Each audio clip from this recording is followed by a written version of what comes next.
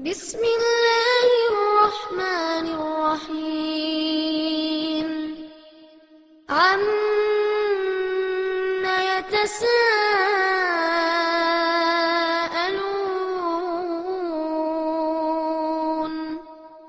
عن النبأ العظيم الذي هم فيه مختلفون كلا سيعلمون ثم كلا سيعلمون ألم نجعل الأرض مهادا والجبال أوتادا وخلقناكم أزواجا وجعلنا نومكم سباتا وجعلنا الليل لباسا وجعلنا النهار معاشا. அஸ்ஸலாமு அலைக்கும் வரஹ்மத்துல்லாஹி வரகாத்துஹு. கணித்திற்கும் பெருமதிப்பிற்கும் உரிய எல்லாம் வல்ல அல்லாஹ் ஜல்லஷானு தஆலாவின் நல்லடியார்களே, அல்லாஹ்வுடைய அளப்பெரும் கிருபையினால் இந்த கூட்டத்திலே இஸ்லாம் கூறும் மனிதநேயம் என்கிற தலைப்பு எனக்கு தரப்பட்டிருக்கிறது. இஸ்லாமிய மார்க்கத்தை பொறுத்தவரை அது மனித குலத்திற்கு சொல்கிற மிக முக்கிய உபதேசங்களில் ஒன்று. ஒரு முஸ்லிம் இந்த உலகிலே வாழுகிற பொழுது அடுத்தவர்களுக்கு நல்ல உபகாரம் செய்யக்கூடியவராக இருக்க வேண்டும். பிற மனிதர்கள் மீது இரக்கம் காட்டக்கூடியவராக, பிறரை நேசிக்கக்கூடியவராக, தன்னால் முடிந்த அளவிற்கு உதவிக்கரம் நீட்டக்கூடியவராக, இப்படி ஒரு மனிதர்கள் இன்னொரு மனிதரை சார்ந்து வாழக்கூடிய ஒரு வாழ்க்கை முறையை பயிலக்கூடியவராக ஒரு முஸ்லிம் இந்த உலகிலே வாழ வேண்டும் என்று இஸ்லாம் மிக தெளிவாக கட்டளையிடுகின்றது. இஸ்லாமிய நம்பிக்கை பொறுத்தவரையிலே ஒரு முஸ்லிம் இந்த உலகிலே எதனை கொண்டு தன்னுடைய வாழ்க்கையை அமைத்துக் கொள்வார் என்று சொன்னால், திருக்குரான், இறை வேதமாக இருக்கக்கூடிய திருக்குரானை கொண்டும் அந்த திருக்குரானுக்கு விளக்கமாக வந்த முஹம்மது நபி ஸல்லல்லாஹு அலைஹி வஸல்லம் அவர்களுடைய வாழ்க்கையை கொண்டுமே இஸ்லாமிய சட்டத்திட்டங்களையும் மார்க்கத்தினுடைய வழிமுறைகளையும் வாழ்க்கை நெறிகளையும் ஒரு முஸ்லிம் பயிலக்கூடியவராக இருக்கிறார். முஸ்லிம் அல்லாத எந்த ஒரு மனிதராக இருந்தாலும், இஸ்லாத்தின் மீது அவருக்கு எந்தவித சந்தேகம் இருந்தாலும், இஸ்லாமிய மார்க்கத்தை பற்றி தப்பும் தவறுமாக அவர் விளங்கி வைத்திருப்பார் என்று சொன்னால் அவர் திருக்குரானை நேரடியாக அணுக முடியும். எந்த மொழி பேசக்கூடியவராக இருந்தாலும் அந்த மொழி பேசக்கூடியவர்களுக்கு இன்று திருக்குரான் மொழிபெயர்ப்புகள் கிடைக்கக்கூடிய ஒரு காலகட்டத்திலே நாம் இருக்கிறோம். அப்ப நேரடியாக அவர் திருக்குரானை வாசிக்க முடியும். முஹம்மது நபி ஸல்லல்லாஹு அலைஹி வஸல்லம் அவருடைய வாழ்க்கை, அந்த வாழ்க்கையிலே அவர்கள் சந்தித்த சம்பவங்கள், மக்களுக்கு போதித்த அறிவுரைகள், மக்களை எச்சரிக்கை செய்த எச்சரிக்கைகள், இவைகளையும் நேரடியாக தாய்மொழியிலே படிக்கக்கூடிய அளவிற்கு இன்றைய காலகட்டத்தில் அத்தனை வாய்ப்புகளும் பிற மக்களுக்கு கிடைத்திருக்கிறது.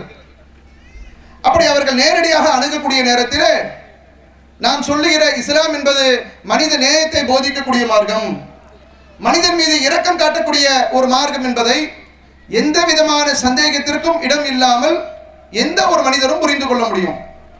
முஸ்லிம் அல்லாதவர்கள் அணுகினாலும் கூட அவர்களுக்கு இந்த விடைதான் கிடைக்கும். இஸ்லாம் என்பது கொடூரமான மார்க்கம் அல்ல, இது மென்மையான ஒரு மார்க்கம், மக்களை அரவணைக்கக்கூடிய மார்க்கம் என்பதை இரண்டு கருத்துக்கு இடமளிக்காத வகையிலே புரிந்து கொள்ள முடியும்.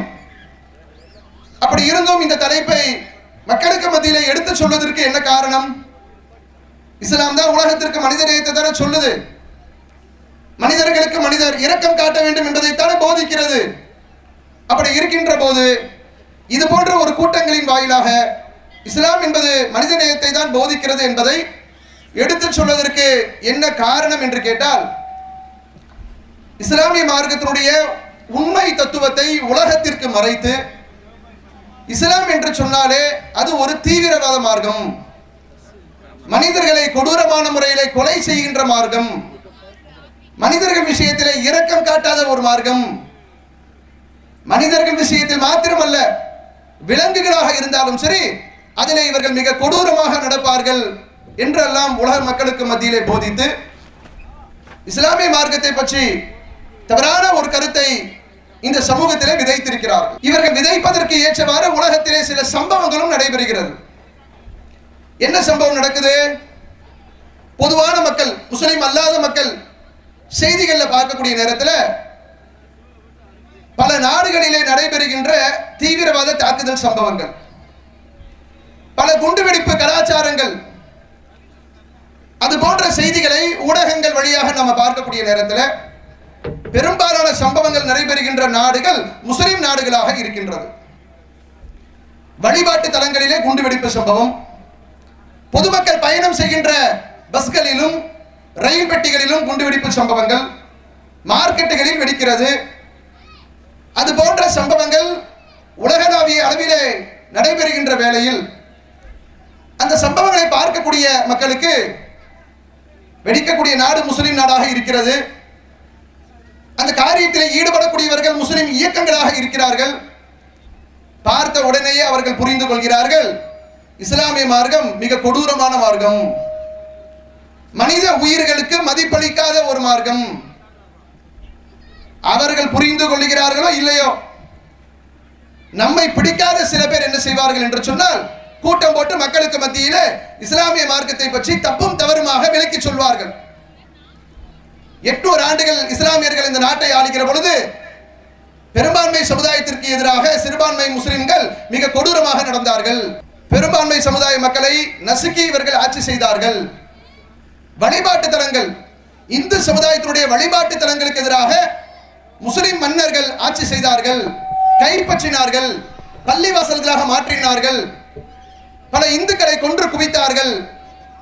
இப்படியெல்லாம் பொது மேடைகளில் நம்முடைய நாட்டிலே, மதச்சார்பற்ற இந்த நாட்டிலே சிறுபான்மை சமுதாயம் அனைத்து உரிமைகளையும் பெற்று வாழ முடியும் என்று சட்டம் இயற்றப்பட்ட இந்த நாட்டிலே இது போன்ற முஸ்லிம்களுக்கு எதிரான மிக கடுமையான பிரச்சாரங்கள் நிகழ்த்தப்படுகின்ற பொழுது உலகளாவிய அளவிலே நடைபெறுகின்ற தீவிரவாத சம்பவங்களை, ஆமா நம்மளை பத்தி முஸ்லிம்களை பத்தி என்ன பேசப்படுகிறதோ அப்படி பேசப்படுவதற்கு ஏற்றவாறு முஸ்லிம்கள் மிக கொடூரமாக நடந்து கொள்கிறார்கள்.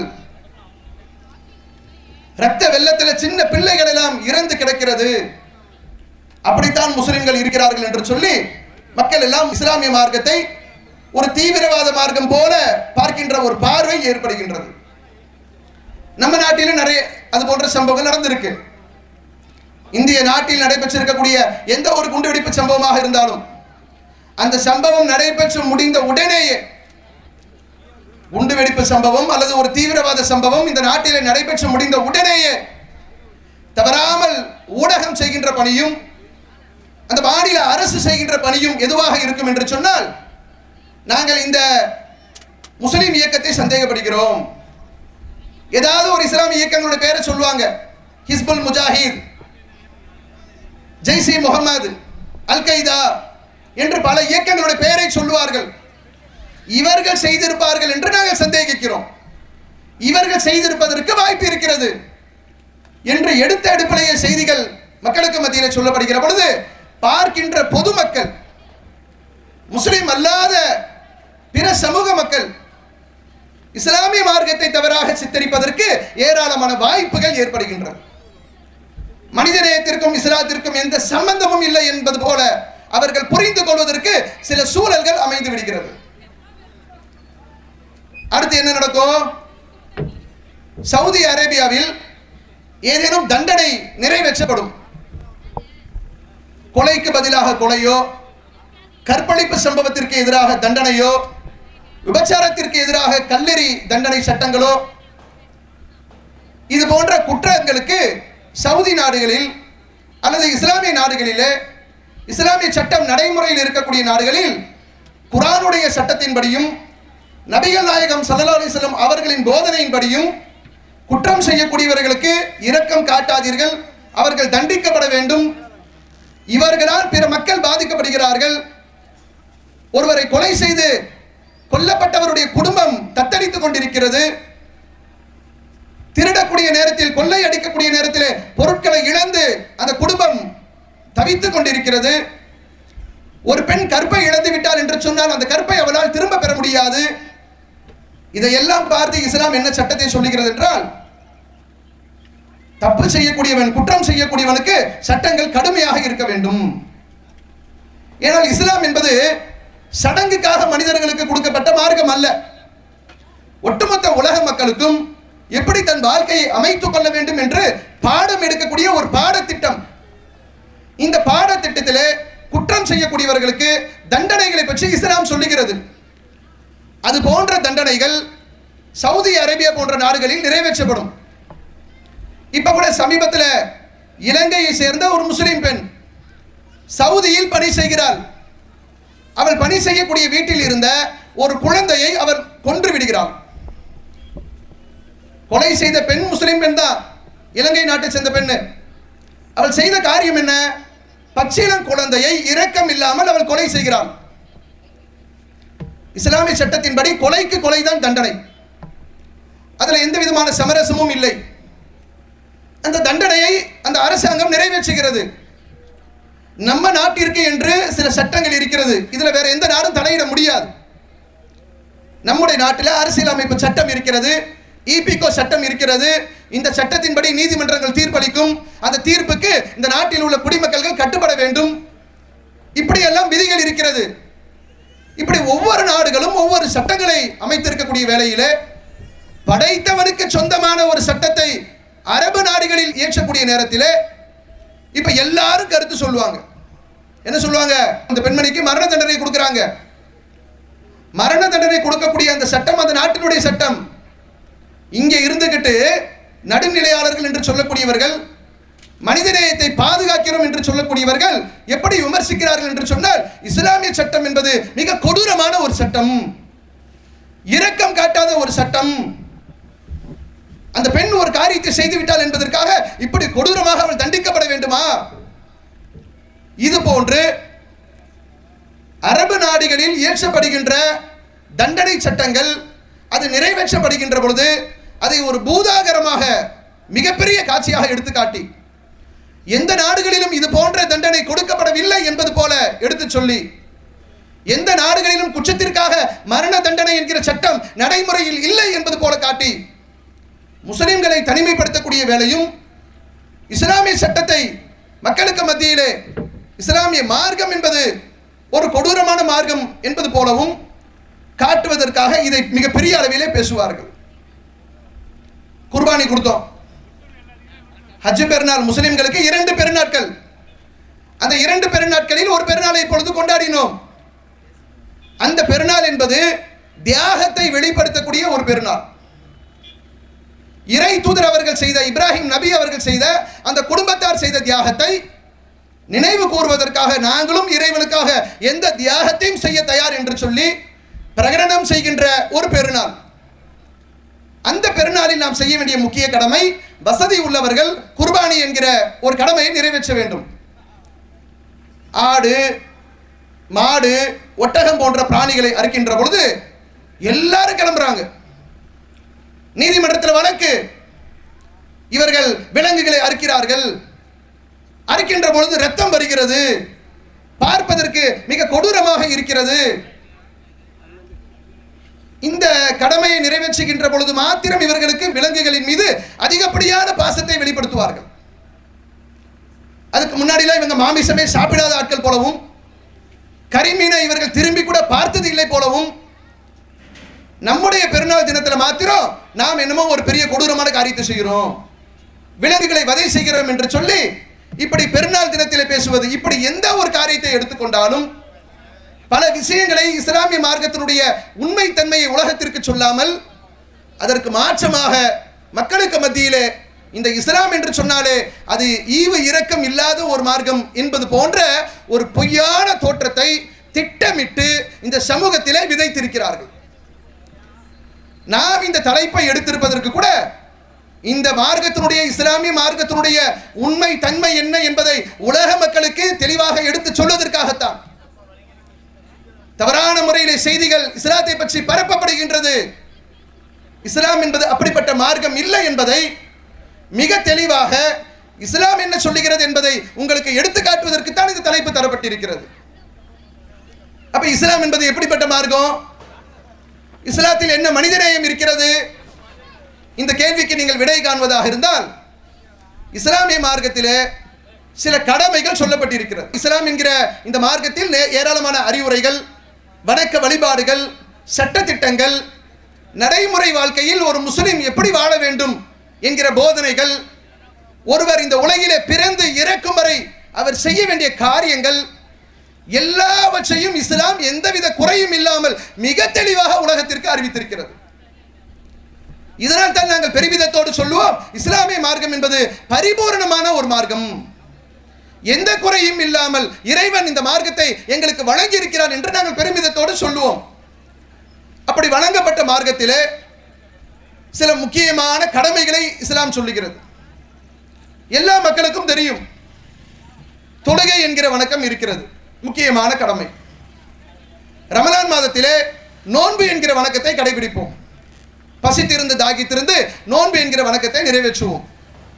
எல்லா மக்களுக்கும் தெரியும். இப்பொழுது ஹஜ் என்கிற வணக்கம் நிறைவேற்றிக் கொண்டிருக்கிறார்கள். லட்சக்கணக்கான மக்கள் இறைவனை வழிபடுவதற்காக கட்டப்பட்ட முதல் ஆலயத்திலே சங்கமித்து இறைவனுக்கு நன்றி செலுத்தி, அங்கு எத்தனை இடர்பாடுகள் ஏற்பட்டாலும், எத்தகைய சோதனைகள் ஏற்பட்டாலும், உயிர் பிரியும் நிலை ஏற்பட்டாலும் சரி, இறைவனுக்கு செய்கின்ற அந்த வணக்கத்தில் எந்த குறைகளும் இல்லாமல் ஹஜ் என்கிற வணக்கம் பல லட்சக்கணக்கான மக்களை சுமந்து கொண்டு அந்த ஹரமிலே முஸ்லிம்கள் நிறைவேற்றிக் கொண்டிருக்கிறார்கள். இது ஒரு முக்கியமான வணக்கம், எல்லாருக்கும் தெரியும். இந்த வணக்கத்திலே இன்னொரு வணக்கம் என்னவென்று சொன்னால் ஜக்காத் என்கிற வணக்கம். இதை கூட முஸ்லிம் அல்லாத மக்கள் அறிந்து வைத்திருப்பார்கள். இஸ்லாமிய மார்க்கம் படைத்த இறைவன் இந்த மக்களுக்கு மத்தியிலே மனிதர்களுக்கு மீது எவ்வளவு அன்பு பாராட்டக்கூடியவனாக இருக்கிறான் என்று சொன்னால், தொழுகை அவனுக்குரியது, அவனை வணங்குகிறோம். நோன்பு அவனுக்காக பசித்திருக்கிறோம். ஹஜ் என்கிற வணக்கம் அவனுக்காக வணங்குகிறோம். ஜக்காத் என்பது என்ன?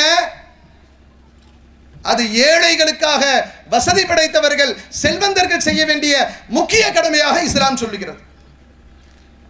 முக்கிய கடமைகளில் இஸ்லாம் இரக்கத்தை அப்படியே கொண்டு வந்து கொட்டுது. இந்த உலகத்தில் காசு பணத்தை கொடுத்திருக்கிறோம்.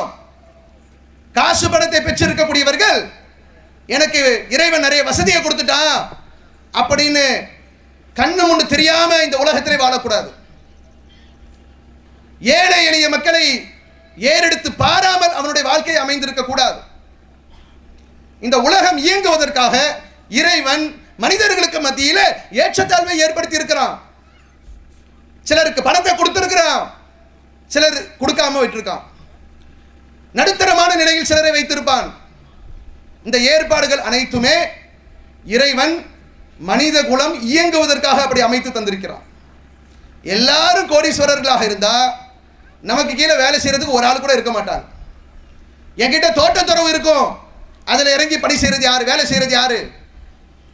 என்கிட்ட ஏராளமான பணம் இருக்கும், தொழிற்சாலைகள் இருக்கும், கல்வி கூடங்கள் இருக்கும், வேலை செய்யறதுக்கு யார் வருவா? 50 பிள்ளைகளுக்கு பாடம் சொல்லி கொடுக்கணும், வாத்தியார் யாரு? அவர் தான் கோடீஸ்வரராச்சே, என்கிட்ட சம்பளத்துக்கு ஏன் வர போறாரு? அல்ல, அவன் தான் ஏன் படிக்கணும்? எல்லோருக்கும் பணம் அதிகமாக கொடுக்கப்பட்டிருந்தால் இந்த உலகம் இயங்கவே இயங்காது. ஒரு மனிதன் விஷயத்தில் இன்னொரு மனிதன் தேவையுள்ளவனாக இருக்கணும்.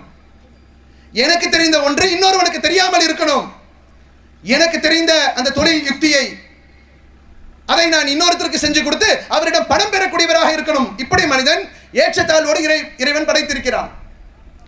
அப்படி படைத்திருக்கக்கூடிய இறைவன் ஏழை எளிய மக்கள் விஷயத்திலே எப்படி இரக்கம் காட்ட வேண்டும் என்று இந்த இறை நம்பிக்கை கொண்ட முஸ்லிம்களுக்கு அறிவுறுத்துகிறான் என்று சொன்னால், உங்களுடைய வருமானத்திலே இருந்து ஆயுளுக்கு ஒரு முறை அல்ல, நீங்கள் வருமானத்தை பார்க்கின்ற காலமெல்லாம் வசதி படைத்தவராக இருந்தால், அவர் மாதம் மாதம் வருமானம் பெறக்கூடியவராக இருந்தால், உங்கள் குடும்பத்தாருக்காக நீங்கள் செலவழிப்பதற்கு முன்பாக 1,00,000 ரூபாய் என்று சொன்னால் 2,500 ரூபாய் 2.5% ஏழைகளுக்கு கொடுத்து விட்டுத்தான் நீங்கள் உங்களுக்காக தொட வேண்டும். எப்படிப்பட்ட இரக்கத்தை இஸ்லாம் காட்டுகிறது என்று பாருங்கள். ஏழை என்று சொல்லி ஒதுக்கப்படக்கூடாது. அவன் விஷயத்திலே நீங்கள் இரக்கத்தோடு நடக்க வேண்டும். இன்னைக்கு உலகத்தில் பார்க்கிறோம், காசு பணம் உள்ளவன், வசதி படைத்தவர்கள் ஏழை எளிய மக்களை எப்படி போட்டு வாட்டி வதைக்கிறார்கள் என்று பார்க்கிறோம். தன்னுடைய செல்வம், தனக்கு கிடைத்திருக்கக்கூடிய செல்வம் தனது முயற்சியால் கிடைத்தது என்று சொல்லி பெருமையோடு எப்படி நடக்கிறார்கள் என்று பார்க்கிறோம். இஸ்லாம் சொல்லுகிறது, பெருமை கூடாது, அகந்தை கூடாது, எல்லாம் என்னால் பெறப்பட்டது என்று சொல்லி ஒரு முஸ்லிமுக்கு சிந்தனை வரக்கூடாது. செல்வத்தை பொறுத்தவரையிலே யுதீஹி மையஷா, அவன் நாடியவர்களுக்கு வழங்குகிறான். அவன் சில பேரை நாடுவான், அவர்களுக்கு கொடுப்பான், கொடுத்து சோதிப்பான். ஒரு மனிதனுக்கு கொடுக்கப்பட்ட செல்வம் அவனுக்கு மட்டும் பயன்படுகிறதா, ஏழை எளிய மக்களுக்கு பயன்படுகிறதா? உலகத்தில் பார்க்கிற மாதிரி முதலாளித்துவம் என்பது மிகைத்து, பாசிசம் என்பது மிகைத்து, சர்வாதிகார போக்கு மிகைத்து, ஏழை எளிய மக்கள் நசுக்கக்கூடிய ஒரு கொள்கைக்கு எதிராக இஸ்லாமிய மார்க்கம் சொல்லுகிறது, ஏழை மக்களை நீ அரவணைத்து வாழ வேண்டும். அப்படி வாழ்ந்தால் என்ன கிடைக்கும்? ஏழைகளை அரவணைத்து அவர்களின் தேவைகளை பூர்த்தி செய்து கடமையான ஜக்காத்தை கொடுத்து உபரியான தர்மங்களை கொடுத்து பிறர் படுகின்ற கஷ்டங்களை தன் கஷ்டம் போல பட வேண்டும், சிந்திக்க வேண்டும் என்ற இந்த சிந்தனை எப்படி நமக்கு என்ன நன்மைகளை பெற்று தரும் என்று சொன்னால், இறைவன் சொல்லுகிறான், படைத்தவனின் இரக்கமும் கருணையும் உங்களுக்கு வேண்டும் என்று சொன்னால் நீங்கள் பிற மனிதர்கள் விஷயத்திலே இரக்கம் காட்டக்கூடியவர்களாக, கருணை செலுத்தக்கூடியவர்களாக இருக்க வேண்டும். முஸ்லிம்களுக்கு இதைவிட பெரிய பாக்கியம் வேறு எதுவும் இல்லை. இந்த உலகத்தில் எத்தனை கோடி எங்களுக்கு கிடைத்தாலும், இந்த உலகத்திலே எத்தனை பெரிய செல்வங்கள் எங்களுக்கு கிடைத்தாலும், எங்கள் இறைவன் படைத்திருக்கக்கூடிய இறைவனுடைய இரக்க பார்வை எங்கள் மீது படும் என்றால், அவனுடைய கருணை எங்கள் மீது விழும் என்று சொன்னால், அதற்கு நிகரான ஒன்று இஸ்லாத்திலே சொல்லப்படவில்லை. அப்படி இரக்கம் காட்ட வேண்டும் என்று சொல்லி தான தர்மத்தை செய், கணக்கு வழக்கு பார்க்காமல் செய். அப்படி கணக்கு வழக்கு பார்க்காமல் நீ செய்தால் இதற்கு பின்வர இருக்கக்கூடிய வாழ்க்கையில உனக்கு நான் நிறைவா கொடுப்பேன், நிரந்தர சொர்க்கத்தில் உன்னை குடியமர்த்துவேன் என்று சொல்லி இஸ்லாம் பிற மக்களை அரவணைத்து வாழ வேண்டும், கொடுத்து வாழ வேண்டும் என்று நமக்கு வழிகாட்டுகிறது. இஸ்லாத்தில் சொல்லப்பட்டிருக்கக்கூடிய 2 பண்டிகைகளை எடுத்துக்கொள்ளுங்கள். உலகத்தில் பண்டிகை என்று சொன்னால் என்னுடைய சந்தோஷம் மட்டும்தான் முக்கியம், மற்றவர்களை பற்றி நான் கவலைப்பட தேவையில்லை. எனது கொண்டாட்டம், எனது மகிழ்ச்சிக்காக யாரும் எத்தகைய சித்திரவதைகளுக்கு ஆளானாலும் சரி, அதை பற்றி கவலை இல்லை என்று சொல்லி இப்படி ஒரு வழிமுறை மக்களுக்கு மத்தியிலே இருக்கின்ற பொழுது இஸ்லாம் என்ன சொல்லுது? 2 பெருநாட்களை கொடுத்திருக்கிறது. ஒன்று ஈகை திருநாள். ஈகை திருநாள் என்றால் என்ன? ஒரு மாதம் முழுக்க பசித்திருந்து தாகித்திருந்து நோன்பு ரமலான் பண்டிகை கொண்டாடக்கூடிய முஸ்லிம்கள் அந்த பண்டிகைக்கு செல்வதற்கு முன்பாக சதக்கத்துல் ஃபித்ர் என்று சொல்லக்கூடிய ஃபித்ரா தர்மத்தை ஏழைகளுக்கு கொடுத்து விட்டு, காலையில் பெருநாள் தொழுகை நடைபெறும், எல்லா செய்திகளிலும் பார்ப்பீர்கள், முஸ்லிம்கள் பெருநாள் தொழுகை கொண்டாடினார்கள், பல்லாயிரக்கணக்கான மக்கள் குழுமினார்கள் என்று பார்ப்பீர்கள். அதில் வசதி படைத்த முஸ்லிம்களாக இருந்தால் அந்த முஸ்லிம்கள் ஏழைகளுக்கு ஃபித்ரா என்கிற தர்மத்தை கொடுத்து விட்டுத்தான் பெருநாள் தொழுகைக்கு வர வேண்டும். அந்த மாதம் முழுக்க, ரமலான் மாதம் முழுக்க பசித்திருந்து தாகித்து இருக்கக்கூடிய முஸ்லிம்கள், உங்களால் முடிந்த அளவிற்கு நன்மைகளை செய்யுங்கள். நன்மை என்று சொன்னால் பிற மக்களுக்கு உங்களால் முடிந்த உதவிகளை செய்யுங்கள் என்று சொல்லி பெருநாள் தினத்தில் கூட உன் கொண்டாட்டம் உனக்கு பெரியதாக இருக்கக்கூடாது, அந்த நாளில் ஏழை எளிய மக்களுடைய பசி பட்டினி நீங்கும் அளவிற்கு ஒரு கடமையை செய்து விட்டு நீ தொழுகைக்கு செல் என்று சொல்லக்கூடிய மார்க்கம் இஸ்லாமிய மார்க்கம். ஹஜ் பெருநாள், தியாக திருநாள், ஆடு மாடுகளை வெட்டுறாங்க, இரக்கம் இல்லாமல் நடக்கிறார்கள் என்று பேசுவார்கள்.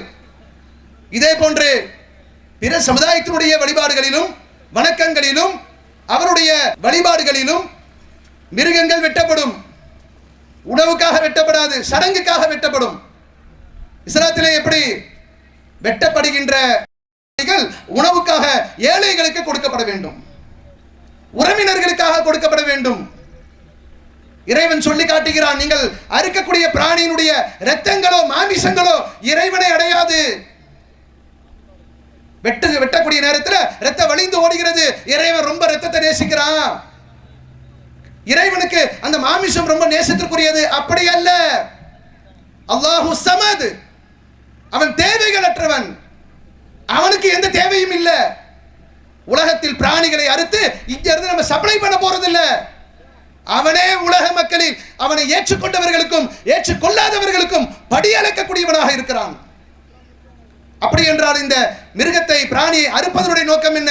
ஏழைகளுக்கு கொடுப்பா, பசிக்கிற மக்களுக்கு, உணவில்லாத மக்களுக்கு இந்த மாமிசத்தை கொண்டு போய் சேர்ப்பியுங்கள். அவர்களின் ஏழ்மையின் காரணமாக அந்த பெருநாள் தினத்திலே நல்ல உணவை உட்கொள்ள முடியாமல் இருக்கிறார்கள். அப்படி அவர்கள் நல்ல உணவை உட்கொள்ள வேண்டும். இந்த கடமையை நிறைவேற்றி ஏழைகளுக்கு கொண்டு போய் சேர்ப்பியுங்கள் என்று சொல்லக்கூடிய மார்க்கம் இஸ்லாமிய மார்க்கம். அந்த பிராணிகளிடமிருந்து பெறக்கூடிய தோல்கள், ஒரு பிராணி அறுக்கிறோம் என்று சொன்னால் தோல் கிடைக்கும். தோலுடைய மதிப்பு நமக்கு தெரியும். அன்றைய காலத்திலேயே நபிகள் நாயகம் ஸல்லல்லாஹு அலைஹி வஸல்லம் அவர்கள் மிக தெளிவாக அறிவித்து விட்டார்கள், யார் குர்பானி கொடுக்கிறாரோ அந்த தோல் உனக்கு சொந்தம் இல்லை. என்னப்பா இது 8000 ரூபாய் கொடுத்து நான் ஆட்டை வாங்கினேன், 50,000 கொடுத்து ஒட்டகத்தை வாங்கினேன், அதனுடைய தோல் எனக்கு சொந்தம் இல்லையா? ஆம், உனக்கு சொந்தம் இல்லை. அந்த நாளிலே வெட்டப்படுகின்ற பல லட்சக்கணக்கான பிராணியினுடைய தோல்கள் பெறப்பட்டு அது விலை பெறப்பட்டு அல்லாஹ்வுடைய தூதரவர்கள் சொல்லுகிறார்கள், அது முழுக்க முழுக்க ஏழைகளுக்கு தான் போய் சேர வேண்டும். இப்படி ஒரு சட்டங்களையும் திட்டங்களையும் எங்கேயாவது பார்த்திருக்கிறோமா? 14 நூற்றாண்டுகளுக்கு முன்பாகவே இறை நம்பிக்கை கொண்டவர்களுக்கு இதுதான் பண்டிகை, இதுதான் வணக்கம் என்று போதிக்கப்பட்டிருக்கிறது. அந்த தோலின் மூலமாக பெறக்கூடிய பொருளாதாரத்தை கொண்டு எத்தனையோ ஏழை குடும்பத்தினுடைய வாழ்க்கை தரம் மாறி இருக்கிறது, வாழ்வாதாரம் கிடைத்திருக்கிறது. இப்படி சொல்லக்கூடிய மார்க்கம் இஸ்லாமிய மார்க்கம். இப்படி சொல்லும்போது மக்களுக்கு கூட கேள்வி வரலாம், பாய்மார்கள்லாம் நீங்க உங்க பாயில இருக்கக்கூடிய ஏழைகளா பார்த்து அரவணைக்கிறீங்க, உங்க இனத்தில் இருக்கக்கூடிய முஸ்லிம்களை பார்த்து அரவணைக்கிற மாதிரி தான் எல்லா அறிவுரைகளையும் சொல்லப்படுது அப்படின்னு கூட சில சிந்தனை வரலாம். அன்பார்ந்த சகோதர சகோதரிகளே, அப்படி கிடையாது. இஸ்லாம் எப்படி உலகத்திற்கு சொல்லுகிறது என்றால், நீ இரக்கம் காட்டக்கூடிய விஷயத்திலே, பிற மக்களுக்கு உதவி செய்யக்கூடிய விஷயத்திலே மதமோ மொழியோ இனமோ எதுவும் உள்ளே வரக்கூடாது. அதற்கு அப்பாற்பட்டு மனித நேயத்தின் அடிப்படையிலேயே உன்னுடைய உதவிகள் அமைந்திருக்க வேண்டும். தான தர்மத்தை பற்றி பேசுகிற பொழுது குர்ஆனுடைய எந்த வசனத்தை எடுத்து பாருங்கள், அல்லாஹ் சொல்லி காட்டுறான், அல்லதீன யுன்ஃபிகூன ஃபிஸ்ஸராஇ வல்லராஇ வல்காலிமீனல் கைல வல்ஆஃபீன அனின் நாஸ் வல்லாஹு யுஹிப்புல் முஹ்ஸினீன். குர்ஆனிலே சொல்லப்பட்டிருக்கக்கூடிய ஒரு வசனம். அவர்கள் எப்படிப்பட்டவர்கள் என்று சொன்னால், செல்வத்திலும் வறுமையிலும் இறைவனுடைய பாதையிலே செலவழிப்பார்கள். யாருக்கு செலவழிப்பார்கள் சொல்லப்படல, ஏழைகளுக்கு கொடுப்பாங்க. முஸ்லிமான ஏழையை பார்த்து கொடு, முஸ்லிம் அல்லாதவன் தான் ஒதுக்கிவிடு, அப்படி இஸ்லாம் சொல்லல. செல்வத்திலும் வறுமையிலும் அவர்கள் நல்வழியில் செலவிடுவார்கள், கோபத்தை மென்று விழுங்குவார்கள், மக்களை மன்னிப்பார்கள். இத்தகைய நன்மை செய்யக்கூடியவரை படைத்தவன் நேசிக்கிறான் என்று சொல்லி காட்டுகிறான். கொடுக்கின்ற பொழுது இனம் கண்ணுக்கு தெரியக்கூடாது, அவன் எந்த மதத்தை சேர்ந்தவன் கண்ணுக்கு தெரியக்கூடாது, மனித நேயம் மட்டுமே தெரிய வேண்டும் என்று நபிகள் நாயகம் ஸல்லல்லாஹு அலைஹி வஸல்லம் அவர்கள் தங்கள் வாழ்க்கையிலேயே அனுபவபூர்வமாக பல சம்பவங்களின் மூலமாக எங்களுக்கு எடுத்துச் சொல்கிறார்கள். அதற்கு உதாரணமாக ஒரு சம்பவத்தை, வரலாற்றிலே நிகழ்ந்த ஒரு சம்பவத்தை சொல்லலாம். நபிகள் நாயகம் ஸல்லல்லாஹு அலைஹி வஸல்லம் அவர்கள் பள்ளிவாசலில் இருக்கிறார்கள், அவர்களோடு தோழர்களும் இருக்கிறார்கள். இருக்கின்ற பொழுது ஒரு கூட்டம் வருகிறது, முகமது நபியை பார்ப்பதற்கு ஒரு கூட்டம் வருகிறது. அந்த கூட்டம் எப்படிப்பட்ட கூட்டமாக, எந்த நிலையில் வருகிறார்கள் என்று சொன்னால், ஆடைகள் எல்லாம் அரை நிர்வாணமாக, உடுத்துவதற்கு ஆடை இல்லை. அவர்களை பார்க்கின்ற பொழுது வறுமையினுடைய உச்சத்திலே இருக்கிறார்கள், உணவுக்கு வழி இல்லாமல் மிக மெலிந்த சமுதாயமாக ஒரு கூட்டமே வருகிறது. அவர்கள் எல்லாம் இஸ்லாத்தை ஏற்றுக்கொண்ட முஸ்லிம்கள் அல்ல. வரலாற்று குறிப்பிலே முலர் என்கிற கோத்திரத்தை சேர்ந்தவர்கள், அவர்கள் ஒரு கோத்திரத்திலே உள்ளவர்கள், முஸ்லிம்கள் என்று சொல்லப்படவில்லை. பார்த்த உடனே நபிகள் நாயகம் ஸல்லல்லாஹு அலைஹி வஸல்லம் அவர்கள், இதெல்லாம் நம்ம இனத்தை சேர்ந்தவர்கள் அல்ல, முஸ்லிம்கள் அல்ல, அதனால இவருடைய வறுமையோ இவர்களின் அரை நிர்வாண தோற்றமோ நம்ம எதையும் செய்ய தூண்ட வேண்டாம் என்று சொல்லல. அந்த மக்களை பார்த்த உடனேயே நபிகள் பெருமானார் ஸல்லல்லாஹு அலைஹி வஸல்லம் அவருடைய முகங்கள் எல்லாம் அப்படியே சிவந்து விடுகிறது, வேதனை தாங்கல அவங்களுக்கு. என்னடா இறைவனால் படைக்கப்பட்ட ஒரு மனித கூட்டம், யார் இவர்கள்? ஒரு ஜோடியில் இருந்து தானே இறைவன் படைத்திருக்கிறான். ஒரு ஜோடியில் இருந்து படைத்திருக்கக்கூடிய இறைவன் நம் அத்துணை பேரையும் அண்ணன் தம்பிகளாக, சகோதர சகோதரிகளாகத்தானே படைத்திருக்கிறான். இருந்த போதும் இப்படி வறுமையினுடைய உச்சத்திலே இருக்கிறார்களே, பசி பட்டினியோடு இந்த கூட்டம் இருக்கிறது. கை குழந்தைகளும் பெண்களும் ஆண்களும் இப்படி வறுமையிலே இருக்கிறார்கள் என்று சொல்லி இறை தூதரால் தாங்க முடியவில்லை. மக்களுக்கு எச்சரிக்கை செய்கிறார்கள். குர்ஆனுடைய வசனத்தை எடுத்து வைக்கிறாங்க மக்களுக்கு. 4வது அத்தியாயம் முதல் வசனத்தை எடுத்து வைக்கிறாங்க. மனிதர்களே, உங்களை ஒரே ஒரு ஆன்மாவில் இருந்து படைத்த அந்த இறைவனுக்கு நீங்கள் அஞ்சிக் கொள்ளுங்கள். முஸ்லிம் மக்களை பார்த்து பேசுறாங்க ரசூலுல்லாஹ், இறை தூதரவர்கள். இந்த ஏழ்மை நிலையில் இருக்கக்கூடிய மக்கள் குறித்து நாளைக்கு நீங்க விசாரிக்கப்படுவீங்க. உங்க கண்களுக்கு முன்னால பார்க்கிறீங்க. அவர்களும் நாமும் ஒரு ஜோடியில் இருந்துதான் பிறந்தோம். அப்படி இருக்க இந்த மக்கள் இப்படி ஏழ்மை நிலையில் இருக்கிறார்களே, இறைவனுக்கு நீங்கள் பயந்து கொள்ளுங்கள் என்று சொல்லி இறை தூதரவர்கள் திருக்குர்ஆனுடைய வசனத்தை எடுத்து வைக்கிறாங்க. அதே போன்று இன்னொரு வசனத்தை எடுத்து வைக்கிறாங்க. யா அய்யுஹல்லதீன ஆமனூ, நம்பிக்கை கொண்ட மக்களே, இத்தகுல்லாஹ், அல்லாஹ்வை பயந்து கொள்ளுங்கள். வல் தன்லுர் நஃப்சுன் மா கத்தமத் லிகத், நீங்கள் ஒவ்வொருவரும் நாளைக்கு என எதை நீங்கள் சம்பாதித்துள்ளீர்கள் என்பதை கவனத்திலே கொள்ளுங்கள் என்று சொல்கிறார்கள். என்ன அர்த்தம்? இந்த உலகத்தில் வாழுகிற பொழுது இதற்கு பின் வர இருக்கக்கூடிய மறுமை வாழ்க்கைக்காக என்ன நீங்க நன்மைகளை சம்பாதிக்கிறீங்க என்பதை நீங்கள் கவனத்திலே கொள்ளுங்கள். முஸ்லிம்களே, முஸ்லிம் அல்லாத மக்களாக இருந்தாலும் அவர்களுக்கு நீங்கள் கொடுத்து உதவுங்கள் என்று 2 வசனங்களை எடுத்து இறை தூதர் முன்வைத்தார்கள். வைத்த மாத்திரத்திலேயே இறை நம்பிக்கை கொண்டிருந்த அந்த முஸ்லிம்கள், சத்திய சஹாபாக்கள், நபி தோழர்கள் தங்கள் இல்லங்களுக்கு செல்லுகிறார்கள். இல்லங்களுக்கு சென்று அவங்களுடைய வீட்டில் இருக்கக்கூடிய உணவுப் பொருட்களையும், அந்த வீட்டில் இருக்கக்கூடிய உடைகளையும், இன்னும் செல்வங்களையும், பொருளாதாரத்தையும் அப்படியே தங்களால் எவ்வளவு முடியுமோ கொண்டு வருகிறார்கள். இறை தூதர் அவர்கள் அந்த மக்களுக்கு செய்த எச்சரிக்கை, அந்த எச்சரிக்கையினுடைய விளைவு மத வேறுபாடு இல்லாமல், இன வேறுபாடு இல்லாமல் மிகப்பெரிய ஒரு தாக்கத்தை அங்கு ஏற்படுத்துகிறது. மிகப்பெரிய அளவிலே செல்வங்கள் குவிக்கப்படுகிறது. அப்படியே இறை தூதர் நபிகள் நாயகம் ஸல்லல்லாஹு அலைஹி வஸல்லம் அவருடைய முகங்கள் எல்லாம் அப்படியே பொன்னிறமாக மிளிருகிறது. கோபத்தினாலும் ஆதங்கத்தினாலும் வேதனையினாலும் சிவந்து போன இறை தூதரினுடைய முகம் அப்படியே பொன்னிறமாக மகிழ்ச்சியிலே அப்படியே மாறுகிறது. இனபேதம் எங்களுக்கு கிடையாது, மொழி பேதம் எங்களுக்கு கிடையாது. இஸ்லாம் உடைத்து எரிகிறது. பிற மக்களுக்கு நீங்கள் உதவி செய்ய வேண்டும் என்று வருகிற பொழுது இதுவெல்லாம் உங்களுக்கு குறுக்கிலே வரக்கூடாது என்று இஸ்லாம் சொல்லுகிறது. உலகத்தில் இது போன்ற ஒரு தத்துவத்தை எங்கும் பார்க்க முடியாது. இன்ன வரைக்கும் சமுதாயத்தில் ஒழிக்க முடியல. இனவெறி, மொழி வெறி, நிறவெறி, பிறப்பின் அடிப்படையில் உயர்வு தாழ்வு எதையும் ஒழிக்க முடியவில்லை. மிகப்பெரிய அளவிலே சமூக போராட்டங்கள் நடைபெற்றுக் கொண்டிருக்கிறது. சமத்துவத்திற்காக சமத்துவத்தை பார்க்க முடியல. தன் இனம் என்று சொன்னால் அதை ஒரு கண்ணில் பார்க்கிறான், வேறு இனம் என்று சொன்னால் அதை வேறு கண்ணில் பார்க்கிறான். இஸ்லாம் இது எல்லாம் இருக்கக்கூடாது என்று எங்களுக்கு எச்சரிக்கை செய்கிறது.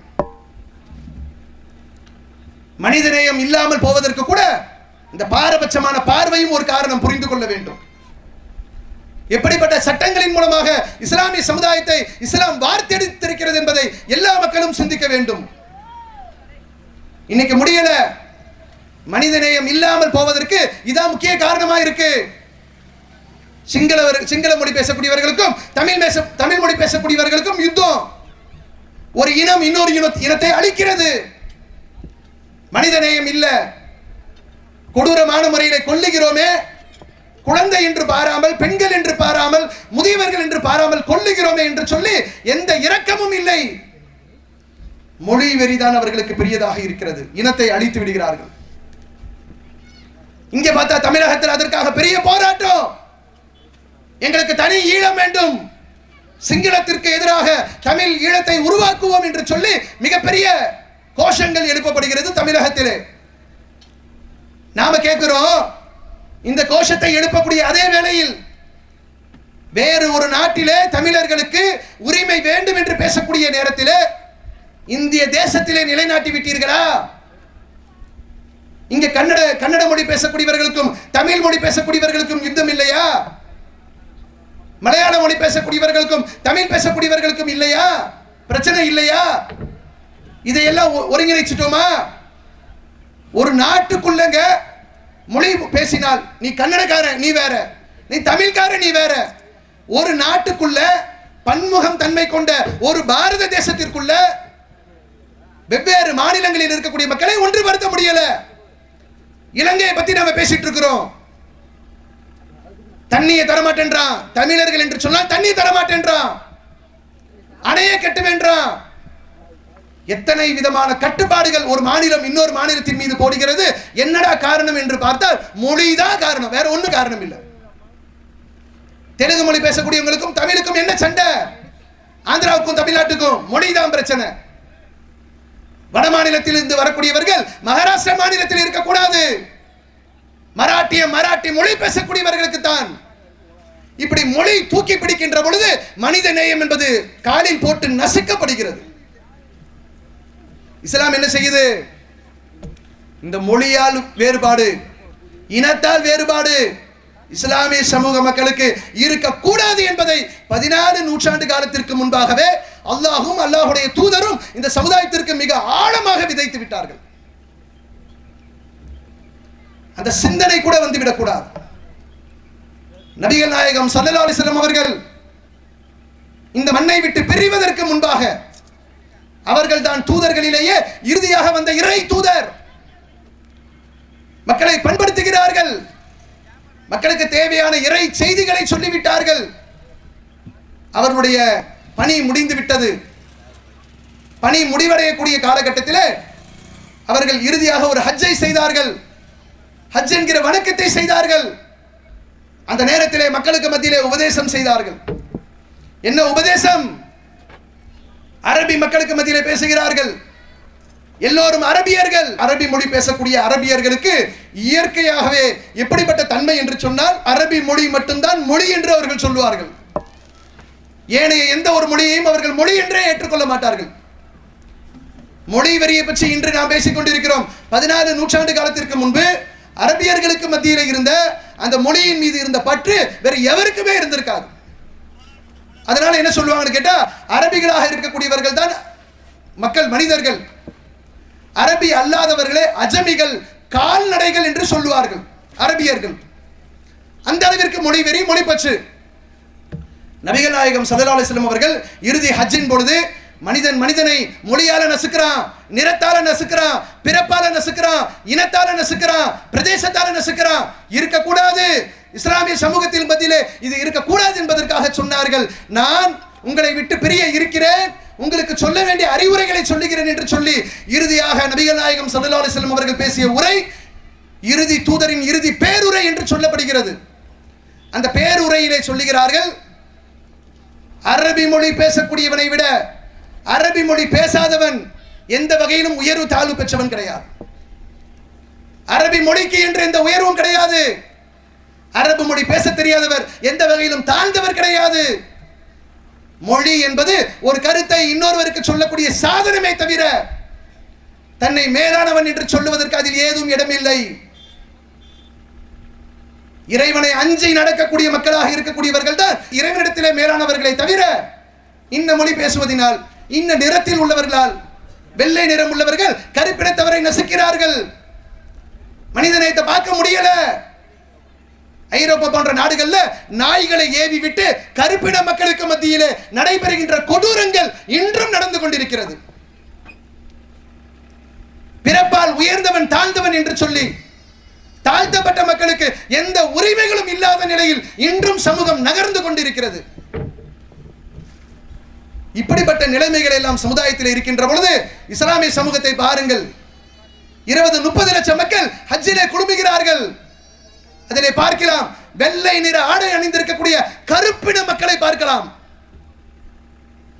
நைஜீரியா போன்ற நாடுகளில் இருந்து வருவார்கள், சவுத் ஆப்பிரிக்கா போன்ற நாடுகளில் இருந்து வருவார்கள். கருப்பு என்று சொன்னால் அப்படி ஒரு கருப்பினமாக இருப்பார். அவர் முன்னாடி தொழுவார், பின்னாடி வெள்ளை நிறத்தவர் இருப்பார். வெள்ளை நிறம் என்று சொன்னால் அரபியர்களின் வெள்ளை என்பது வெள்ளை மாதிரி இருக்காது, அப்படியே பழுத்த பழம் போல இருக்கும். அப்படி நிறமுடையவர் முன்னாடி கருப்பினத்தவர் தொழுவார், பின்னாடி இவர் தொழுவார். அவருடைய கால் இவருடைய நெத்தியிலே படும். எந்த கூச்சமும் எங்களுக்கு வராது, எந்த உறுத்தலும் எங்களுக்கு வராது. இறைவனுக்கு முன்பாக அல்லாஹு அக்பர், இறைவன் பெரியவன் என்று நாங்கள் தக்பீர் கட்டுகிற பொழுது எங்களுக்கு வலதுபுறமும் இடதுபுறமும் நிற்கக்கூடியவர்கள் கருப்பினமா வெள்ளை இனமா தாழ்த்தப்பட்டவனா மேலானவனா எதுவுமே தெரியாது.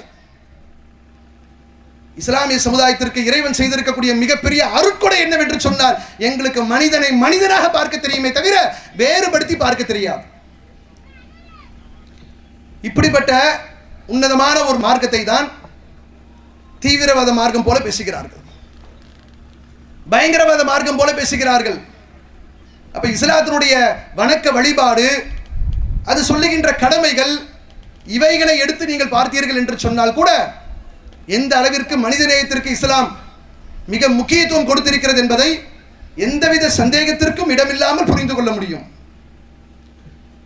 மனிதநேயம் பெரிய அளவில் பறி போவதற்கு என்ன மாதிரி சூழல்கள் அமையுமோ அதிலெல்லாம் இஸ்லாம் கவனம் செலுத்துது. எதிலெல்லாம் கவனம் செலுத்தும்? பெரும்பாலும் சண்டை யாருக்கு மத்தியில் அங்கே வரும்? மனிதநேயம் பறி போவதற்கு சண்டை சச்சரவுகள், பிரச்சனைகள், வெட்டுக்குத்துக்கள், தகராறுகள் யாருக்கு மத்தியில் ஏற்படும்? ரொம்ப தொலைவில் இருக்கிற பாருங்க, அவனோட நமக்கு பஞ்சாயத்தே கிடையாது. இந்தியா இருக்கு, இந்தியாவோட இலங்கைக்கு பிரச்சனை, இந்தியாவோடு பாகிஸ்தான், இந்த பக்கம் சீனா, இந்த பக்கம் ஆப்கானிஸ்தான் பிரச்சனை இருக்கும். ஏன்? அண்டை நாடுகள். அண்டை நாடுகள் என்று சொன்னால் நட்புறவோடு இருக்கணும். ஆனால் பிரச்சனைகள் எல்லாம் எங்க அதிகமாக முளைக்கும் என்று சொன்னால், பிரச்சனைகள் முளைப்பதற்கு அண்டையில் இருக்கக்கூடிய நாடுகள், அண்டையில் இருக்கக்கூடிய தெருக்கள், அண்டையில் இருக்கக்கூடிய ஊர்கள், பக்கத்து வீடுகள், இங்கேதான் நமக்கு அதிகமாக பிரச்சனைகள் ஏற்படும். நம்ம வீடு இங்க இருக்குன்னு வைங்க, 4 தெரு தள்ளி இருக்கக்கூடியவரோட நமக்கு பிரச்சனையே வராது. பக்கத்து வீட்டுக்காரராக இருந்தால் பிரச்சனை வரும். அவன் பொது பாதையை அடைக்கிறான், சாக்கடை போக வழி விட மாட்டான், இந்த பக்கம் தண்ணி குழாய் போனா தண்ணியை அடைக்கிறான், கேட்டை இழுத்து மூடிடுறான், நேரத்தோட படுத்துடுறான், பொது விளக்கை அணைச்சிடுறான். எல்லா சண்டையும் எங்க வரும் என்று கேட்டால் பக்கத்தில் இருக்கக்கூடியவரோடு அதிகமாக வரும். இஸ்லாம் என்ன செய்யுதுன்னா, எங்க மனிதநேயம் சீர் குலையுமோ அதை கையில் எடுக்குது. முஸ்லிமா இருக்கக்கூடியவர்களே, இறை நம்பிக்கை கொண்டவர்களே, அண்டை வீட்டாரோடு நட்புறவோடு நீங்கள் நடங்கள்.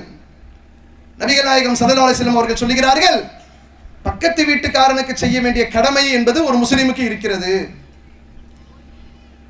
உங்களுக்கு நல்ல சாப்பிட உணவு இருக்கு, அண்டை வீட்டார் உங்களுக்கு நல்லா தெரியுது உணவு இல்லாமல் கஷ்டப்படுகிறார், மருத்துவம் செய்ய முடியாமல் கஷ்டப்படுறார், பிள்ளைகளை படிக்க வைக்க முடியாமல் கஷ்டப்படுறார், நோய்வாய்ப்பட்டு மருத்துவம் செய்வதற்கு வழி இல்லாமல் இருக்கிறார். இப்படிப்பட்ட நிலையில் அண்டை வீட்டார் இருப்பதை நீங்கள் உணர்ந்தால், நமக்கு என்ன வந்துச்சு, நம்ம நல்லா இருக்கிறோமா என்று உன்னை மாத்திரம் பார்த்து கொண்டு நீ வாழ்க்கையை கழிக்காது. அவன் படுகின்ற கஷ்டத்தை உன் கஷ்டமாக நீ பார்க்க வேண்டும். இஸ்லாம் என்ன சொல்லுது? அண்டை வீட்டார் கஷ்டத்தில் இருக்கின்ற பொழுது அந்த கஷ்டத்தை கண்டு ரசிக்க கூடாது.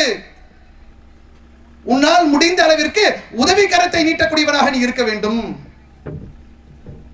எந்த அளவிற்கு நபி தோழர்கள் சொல்லுகிறார்கள் என்றால், எங்களுக்கு இறை தூதர் முகமது நபி ஸல்லல்லாஹு அலைஹி வஸல்லம் அவர்கள் வலியுறுத்தினார்கள், அண்டை வீட்டாருக்கு செய்ய வேண்டிய கடமைகளை, அவர்களை கவனிக்க வேண்டிய அந்த முறைகளை எங்களுக்கு வலியுறுத்தினார்கள். எந்த அளவிற்கு என்று சொன்னால், அண்டை வீட்டுக்காரர்களை எங்களுக்கு வாரிசுகளாக ஆக்கி விடுவார்களோ என்று எண்ணும் அளவிற்கு எங்களுக்கு வலியுறுத்தினார்கள். தகப்பனாருடைய சொத்துக்கு புள்ள வாரிசு, கணவனுடைய சொத்துக்கு மனைவி வாரிசு. இப்படி வாரிசுகள் என்பது இரத்த பந்தத்தின் வழியாகத்தான் வரும்.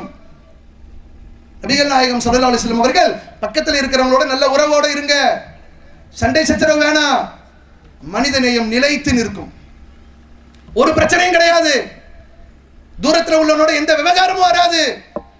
இங்க எல்லாம் நல்ல உறவோடு இருந்துட்டா, பக்கத்து கிராமம், 2 கிராமத்துக்கு மத்தியில் நட்புறவு வந்து விட்டால், பக்கத்து தெரு 2 தெருவும் நட்போடு இருந்து விட்டால், 2 நாடுகள் நட்போடு இருந்து விட்டால் நாட்டிலே சுபிட்சம் இருக்கும். எந்த விதமான மோதல்களோ, மனித உயிர்கள் மதிப்பில்லாமல் கொல்லப்படுவதோ நடைபெறுவதற்கு எந்த விதமான வாய்ப்புகளும் கிடையாது. இஸ்லாம் வாசல் அடைக்குது. அந்த மாதிரி அண்டை வீட்டாரோடு நல்ல உறவை நீங்கள் பேணி நடந்து கொள்ளுங்கள். மனித நேயத்தை அப்படி விதைத்திருக்கிறது இஸ்லாம். போர்க்களங்கள் இருக்குல்ல, இன்னைக்கே நம்ம உலகத்தில் பார்க்கிறோம், யுத்தங்கள் நடைபெறுகிறது. கடந்த காலங்களிலும் நடந்திருக்கிறது. யுத்தம் என்று சொன்னால் அந்த நேரத்தில் மனுஷனா பார்க்கவே மாட்டான், மனிதன் கண்ணுக்கு தெரிய மாட்டான், நர வேட்டை மட்டும்தான் நடைபெறும். இரண்டாம் உலக யுத்தம் நடைபெற்றது. அந்த யுத்தத்திலே ஜப்பானுடைய முக்கிய 2 நகரங்கள் ஹிரோஷிமா, நாகசாக்கி என்று சொல்லப்படக்கூடிய 2 முக்கிய நகரங்களின் மீது அமெரிக்கா அணுகுண்டு தாக்குதலை நடத்தியது.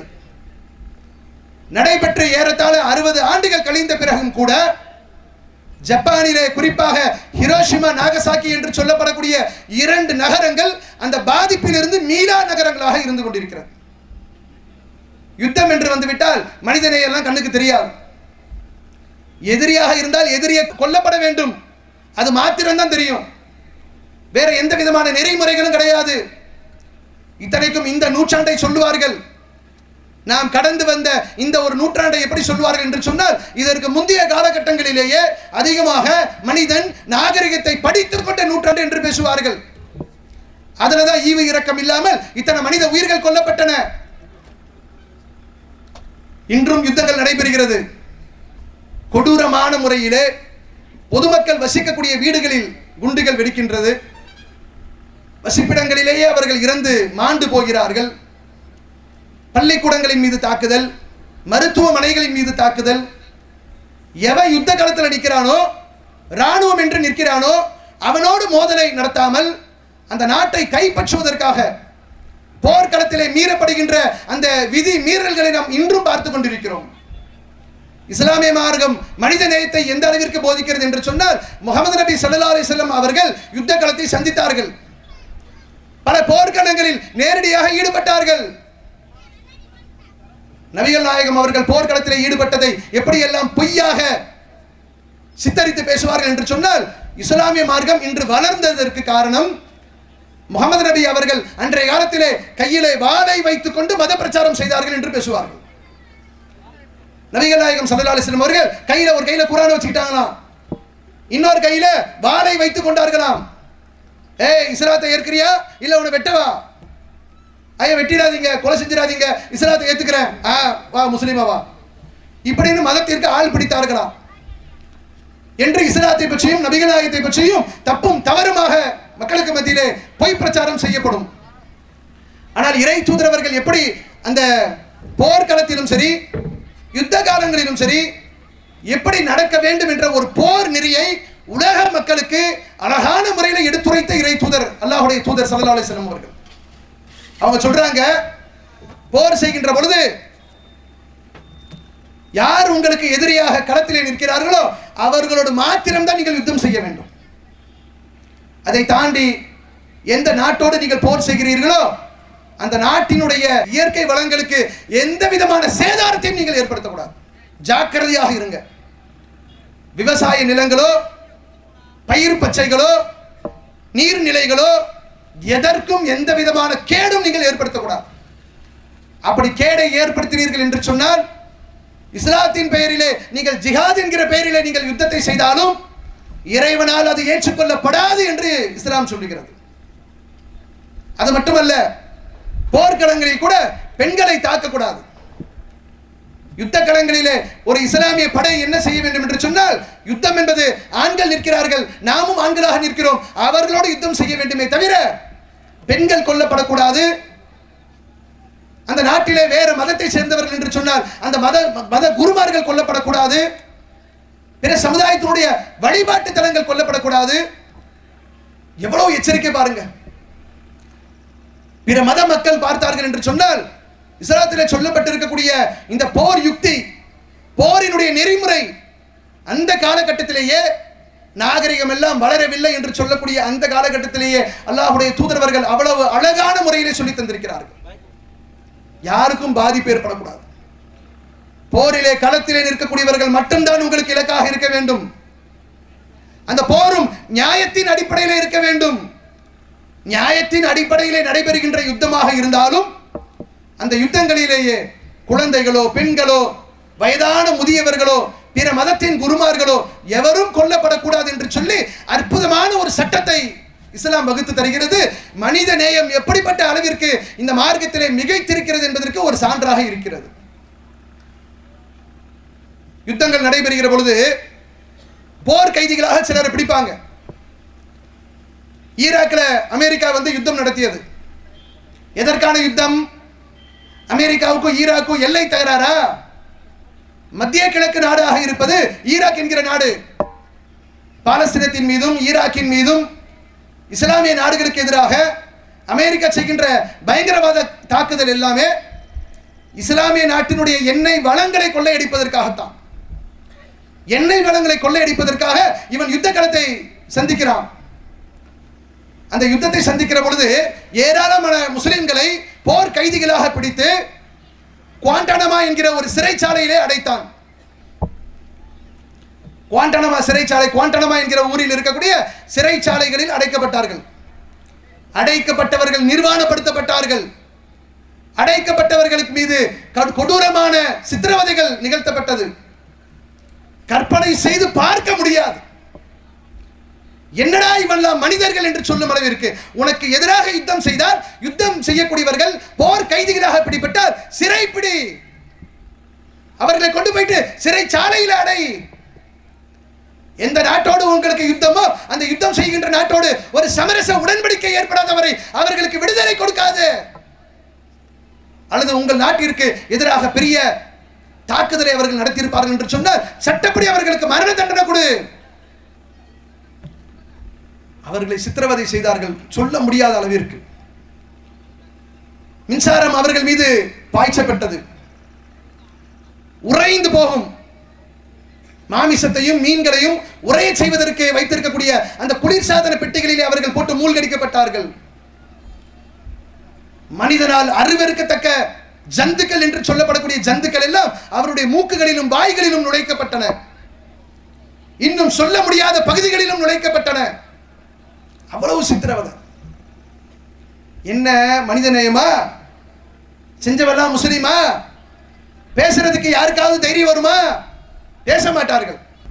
பாவி, ஒரு ஊரையே அழிச்சிட்டான். ஈராக் என்கிற ஒரு நாடு மீண்டும் எழுந்து நிற்பதற்கு 100 ஆண்டுகள் பிடிக்கும் என்று சொல்லும் அளவிற்கு நாட்டையே அழித்து விட்டார்கள் எண்ணெய் வளத்திற்காக. அதை பேச ஒருத்தர் கூட கிடையாது. இஸ்லாமிய மார்க்கத்தை குறை சொல்லக்கூடியவர்கள், இஸ்லாம் ஒரு தீவிரவாத மார்க்கம் என்று பேசக்கூடியவர்கள், இப்படி ஒவ்வொரு முஸ்லிம் நாடுகளாக ஆப்கானிஸ்தான், சிரியா, பாகிஸ்தான், ஒவ்வொரு முஸ்லிம் நாடுகளையும் குறிவைத்து அமெரிக்கா நடத்தக்கூடிய தாக்குதலை அதை வாய் திறந்து பேசவே மாட்டார்கள். அப்ப இந்த அளவிற்கு போரிலே பிடிப்பட்ட ஒரு கைதி என்று சொன்னால் நாங்கள் எந்த அளவிற்கும் எல்லை மீறுவோம். இத்தனைக்கும் நம்முடைய நாட்டில் ஐநா பாதுகாப்பு கவுன்சில் இருக்கிறது, சர்வதேச மனித உரிமை ஆணையங்கள் இருக்கிறது. போரிலே பிடிப்பட்டவர்களை எப்படி நடத்த வேண்டும் என்பதற்கு ஏராளமான விதிமுறைகள் இருக்கிறது. எந்த விதிமுறைக்கும் நான் கட்டுப்பட மாட்டேன் என்று சொல்லி அமெரிக்கா நடத்தக்கூடிய அந்த தாக்குதலை யாரும் பேச மாட்டார்கள். ஏன்? தாக்கப்படக்கூடியவன் முஸ்லிம். அதுதான் காரணம். அல்லாஹ்வுடைய தூதரவர்களும் யுத்தம் செய்தார்கள். யுத்தத்திலே பலரை போர் கைதிகளாக பிடித்தார்கள். வரலாற்றிலே பொதிக்கப்பட்டிருக்கக்கூடிய ஒரு அற்புதமான சம்பவம். இஸ்லாமிய மார்க்கத்திற்கும் முஸ்லிம்களுக்கும் எதிராக நடந்த ஒருவர், சுமாமா என்று சொல்லப்படக்கூடிய ஒரு நபரை இஸ்லாமிய படை பிடிக்கிறது. உயிரோடு அவர் பிடிபடுகிறார். இந்த சுமாமா என்பவர் எப்படிப்பட்டவர் என்றால், முஸ்லிம்களுக்கு மிகப்பெரிய அளவிலே தொல்லை தந்த ஒரு நபர். இஸ்லாமிய மார்க்கத்திற்கு எதிராக மிகப்பெரிய அளவிலே யுத்தம் செய்த ஒரு நபர். அவரை பிடிச்சிட்டாங்க. பிடிச்சிட்டு கொண்டு வந்து மதீனாவில் இருக்கக்கூடிய இறை இல்லத்தில் அவர் கெட்டி போடப்படுகிறார். ஏன்னா அன்னைக்கெல்லாம் ஜெயிலு கிடையாது. உள்ள போட்டு கேட்டை பூட்டு போடுறதுக்கு அன்னைக்கெல்லாம் வசதி கிடையாது. அதனால் அவர் தப்பித்து செல்லாமல் இருப்பதற்காக அவர் அப்படியே கட்டி போடுறாங்க. சுமாமாவை கட்டி போட்ட பிறகு நபிகள் நாயகம் ஸல்லல்லாஹு அலைஹி வஸல்லம் அவர்கள் வருகிறார்கள். இறை தூதர் வந்து வராங்க. இஸ்லாமிய சமுதாயத்திற்கு மிகப்பெரிய சிம்ம சொப்பனமாக இருந்த ஒரு நபர், அந்த குழுக்களுடைய எதிரி குழுக்களுடைய தலைவர். அவரை பிடித்த அந்த நேரத்திலே முகமது நபி எதிரே வராங்க. வந்துட்டு சுமாமாவே சொல்லு, என்ன பிடிபட்டீரா, எங்களிடம் சிக்கிக் கொண்டீரா, ஏதாவது சொல்லணுமா சொல்லுன்றாங்க. அப்ப அவர் சொல்றாரு, அந்த சுமாமா சொல்றாரு, பிடிபட்டவர், முகமது அவர்களே, என்னை நீங்கள் ஈட்டு தொகை பெற்று என்னிடமிருந்து ஏதேனும் நஷ்டஈடு பெற்று என்னை நீங்கள் விட்டு விடுவீர்கள் என்று சொன்னால், விடுதலை செய்வீர்கள் என்று சொன்னால், நன்றியுள்ள ஒருவனாக நீங்கள் என்னை பார்ப்பீர்கள். அதே சமயத்தில் என்னை நீங்கள் கொல்லுவது என்று முடிவெடுத்தால், கொல்லப்படுவதற்கு தகுதியான ஒரு நபரைத்தான் நீங்கள் கொல்லுகிறீர்கள். ஏன் என்று சொன்னால், அந்த அளவிற்கு உங்களுக்கு எதிராக நான் நடந்திருக்கிறேன். கரெக்டான ஆளை தான் பிடிச்சிருக்கிறீங்க, கரெக்டான ஒரு ஆளை தான் பிடிச்சி கட்டி போட்டிருக்கிறீங்க. கதையை முடிப்பதற்கு ஏற்ற நபர் என்று அவரை ஒத்துக்கொள்கிறார். அவரே வாக்குமூலம் கொடுத்துட்டார். சொன்ன உடனேயே இறை தூதர் அவர்கள் அவரை அப்படியே விடுங்க, ஒன்றும் செய்ய வேண்டாம் அப்படின்னு ஒரு நாள் பொழுது கழிந்து விடுகிறது. இரண்டாவது நாள் வருகிறார்கள். சுமாமாவே என்ன சொல்ற அப்படின்னு கேட்கிறாங்க. நேற்று எதை சொன்னாரோ அதை அப்படியே சொல்லுகிறார், எந்த மாற்றமும் இல்லை. அவர் கைதியாக பிடிபட்டாலும் அவருக்கு வேண்டிய அத்தியாவசிய தேவைகள் பூர்த்தி செய்யப்படுகிறது. அவரை எந்த வகையிலும் நபிகள் நாயகம் சித்திரவதை செய்யவில்லை. மேலும் பள்ளிவாசலிலே அவர் கட்டி போடப்பட்டு பள்ளிவாசலில் நபிகள் நாயகத்தினுடைய நடவடிக்கையை பார்க்கிறார். நபிகள் நாயகத்தை பற்றி தப்பும் தவறுமாக இன்றும் மேடை போட்டு பேசக்கூடிய சிலர் இதே மாதிரி அன்னைக்கு பேசியிருப்பாங்கல்ல, அந்த மாதிரி பேச்சுக்களை இந்த முகமதை பற்றி கேள்விப்பட்டோமே, அதற்கு மாற்றமாக நடக்கிறாரு. மக்களோடு மக்களாக அப்படியே கலந்து உறவாடுகிறாரு, நளினமாக நடக்கிறாரு, அன்போடு நடக்கிறாரு, பாசத்தோடு நடக்கிறாரு. நாம் என்ன கேள்விப்பட்டோமோ அப்படி இவர் இல்லையே என்று சொல்லி விளங்கும் அளவிற்கு காட்சிகள் அவர் கண்களுக்கு முன்னால் தெரிகிறது. அதே போன்று மூணாவது நாள் நபிகள் நாயகம் வராங்க. சுமாமாவே உன்னுடைய நிலை என்ன, உன் பதில் என்ன? அவர் இதற்கு முன்னாடி 2 நாள் என்ன சொன்னாரோ அதே சொல்றார். விட்டா என்ன ஒரு நன்றி உள்ள மனிதராக பார்ப்பீங்க, என்னை கொல்லுவதாக இருந்தால் நான் தகுதியானவன், என்னை கொல்லலாம் என்று சொல்லுகிறார். மூன்றாவது நாளும் இதே பதிலை சொன்ன சுமாமாவை, முஸ்லிம்களுக்கு மிகப்பெரிய எதிரியாக இருந்த ஒரு நபரை நபிகள் நாயகம் ஸல்லல்லாஹு அலைஹி வஸல்லம் அவர்கள் அவரை விடுதலை செய்யுங்கள், விட்டு விடுங்கள் என்று சொல்கிறார்கள். எந்த விதமான நிபந்தனையுமின்றி போ, உனக்கு விடுதலை, பொது மன்னிப்பு, போ என்றாங்க. என்று சொன்ன மாத்திரத்திலே அவர் கயிறு, கட்டப்பட்ட கயிறு அவிழ்த்து விட்ட உடனேயே அங்கே இருந்து அப்படியே நகர்ந்து வெளியே போறார். வெளியே போயிட்டு என்ன செய்யறாரு? சரியான சந்தர்ப்பம்டா, 3 நாளைக்கு கொஞ்சம் அமைதியா இருந்தனால, பக்குவமா பேசுனதுனால, முகமது நம் மீது இறக்கப்பட்டு விட்டுட்டாரு அப்படின்னு துண்டக்காரன் துணியக்காரன் ஓடணும்ல. அவர் என்ன செய்யறாரு தெரியுமா? போறாரு, பக்கத்தில் இருக்கக்கூடிய ஒரு நீர்நிலைக்கு சென்று அங்கு குளித்து விட்டு அங்கிருந்து நேரா மதீனா பள்ளிவாசலுக்கு வருகிறார்.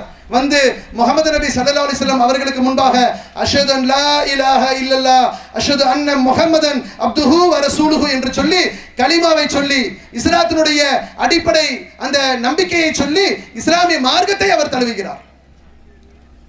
வரலாற்றிலே பதிவு செய்திருக்கக்கூடிய செய்தியை நான் இந்த இடத்துல குறிப்பிடுகின்றேன். இஸ்லாத்தை அந்த மன்னர், சிற்றரசு மன்னர் அவர் ஏற்றுக்கொள்கிறார். ஏற்றுக்கொண்டதோடு சொல்லுகிறார், முகமது அவர்களே, முகமது நபி ஸல்லல்லாஹு அலைஹி வஸல்லம் அவர்களே, இவ்வளவு காலம் எனக்கு வெறுப்புக்குரிய மார்க்கம் என்று சொன்னால் அது இஸ்லாமிய மார்க்கம் தான். அவ்வளவு இந்த மார்க்கத்தை நான் வெறுத்தேன். நான் வெறுக்கக்கூடிய ஒரு நகரம் எதுவென்று சொன்னால் இந்த மதீனா. நீங்கள் ஆட்சி செய்யக்கூடிய உங்கள் தலைமையகம் அமைந்திருக்கக்கூடிய இந்த மதீனா எனக்கு வெறுப்புக்குரிய நகரமாக இருந்தது. நான் வெறுக்கக்கூடிய ஒரு முகம் எதுவென்று சொன்னால் முகம்மது ஆகிய உங்களுடைய முகம்தான் வெறுப்புக்குரிய முகமாக இருந்தது. இப்பொழுது நான் சொல்லுகிறேன், நான் நேசிக்கக்கூடிய ஒரு முகமாக, உலகத்தாரை விட அதிகம் நேசிக்கக்கூடிய ஒருவராக உங்களைத்தான் நான் நேசிக்கிறேன் என்று சொன்னார். நான் நேசிக்கக்கூடிய ஒரு மார்க்கமாக இந்த சத்திய இஸ்லாத்தை நான் நேசிக்கிறேன் என்று சொன்னார். நான் நேசிக்கக்கூடிய ஒரு நகரமாக இந்த மதீனா நேசிக்கக்கூடிய நகரமாக இருக்கிறது என்று சொல்லி, நான் உம்ரா செய்ய போகிறேன், மக்காவுக்கு சென்று நான் உம்ரா என்கிற வணக்கத்தை நிறைவேற்றப் போகிறேன் என்று சொல்லி முகமது நபி ஸல்லல்லாஹு அலைஹி வஸல்லம் அவரிடமிருந்து விடை பெற்று இஸ்லாத்தினுடைய வணக்கத்தை நிறைவேற்ற சென்றார் என்பதை வரலாற்றிலே நாம் பார்க்கிறோம். ஒரு போர் கைதியாக இருந்தாலும் சரி, அவனுடைய விஷயத்திலே எந்த உரிமை பறித்தலும் கிடையாது. சித்திரவதை செய்யப்படக்கூடாது, கொடுமை செய்யப்படக்கூடாது. இஸ்லாமிய மார்க்கம் எந்தெந்த இடங்கள் எல்லாம் மனித நேயம் என்பது மீறப்படுமோ, மனிதன் மீது இரக்கம் காட்ட மறுப்பானோ, அனைத்து விஷயங்களிலும் கவனம் செலுத்துது. இப்படி இருக்காதீங்க, உலகத்திலே சாந்தியும் சமாதானமும் நிலவ வேண்டும். முஸ்லிம்களுக்கு முகமனாக என்ன சொல்லப்பட்டிருக்கு? ஒரு முஸ்லிம் இன்னொரு முஸ்லிமை சந்திக்கின்ற பொழுது அஸ்ஸலாமு அலைக்கும் என்று சொல்வார். எல்லாருக்கும் தெரியும். இன்னைக்கு கூட பல காவல்துறை அதிகாரிகளோடு நம்ம தொடர்பு கொள்கிற பொழுது, ஊடக நண்பர்களோடு பேசுகிற பொழுது, அரசு துறை அதிகாரிகளோடு பேசுகிற பொழுது, அவங்க மற்றவங்களுக்கு எல்லாம் வணக்கம் சொல்லி பேசுவாங்க. நமக்கு பேசும் பொழுது போன் எடுத்த உடனே பாய் அஸ்ஸலாமு அலைக்கும், நல்லா இருக்கீங்களா பாய்னு கேட்பார். ஒரு போலீஸ் அதிகாரி கூட படிச்சு வச்சுக்கிட்டார்.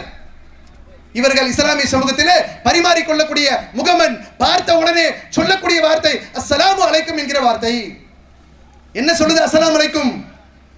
ஒரு முஸ்லிம் இன்னொரு மனிதரை அறிந்தவராக இருந்தாலும் அறியாதவராக இருந்தாலும், முஸ்லிமாக இருந்தாலும் முஸ்லிம் அல்லாத நபராக இருந்தாலும், இதை நீங்கள் பரப்புங்கள் என்று இஸ்லாம் சொல்லுகிறது. இது மதத்தை பரப்புவதல்ல, சாந்தியும் சமாதானத்தையும் பரப்புவது. அஸ்ஸலாமு அலைக்கும் என்று சொன்னால் உங்கள் மீது இறைவனின் வச்ச அன்பு, சமாதானம், சாந்தி உங்களுக்கு ஏற்படட்டும். இதுதானுங்க மனுஷனுக்கு வேணும்.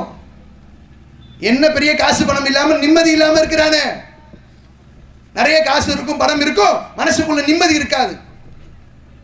இஸ்லாம் சொல்லுது, மனிதனுக்கு தேவையான மிக முக்கியமான செல்வம் எதுவென்று சொன்னால் அமைதி, சாந்தி, சமாதானம்.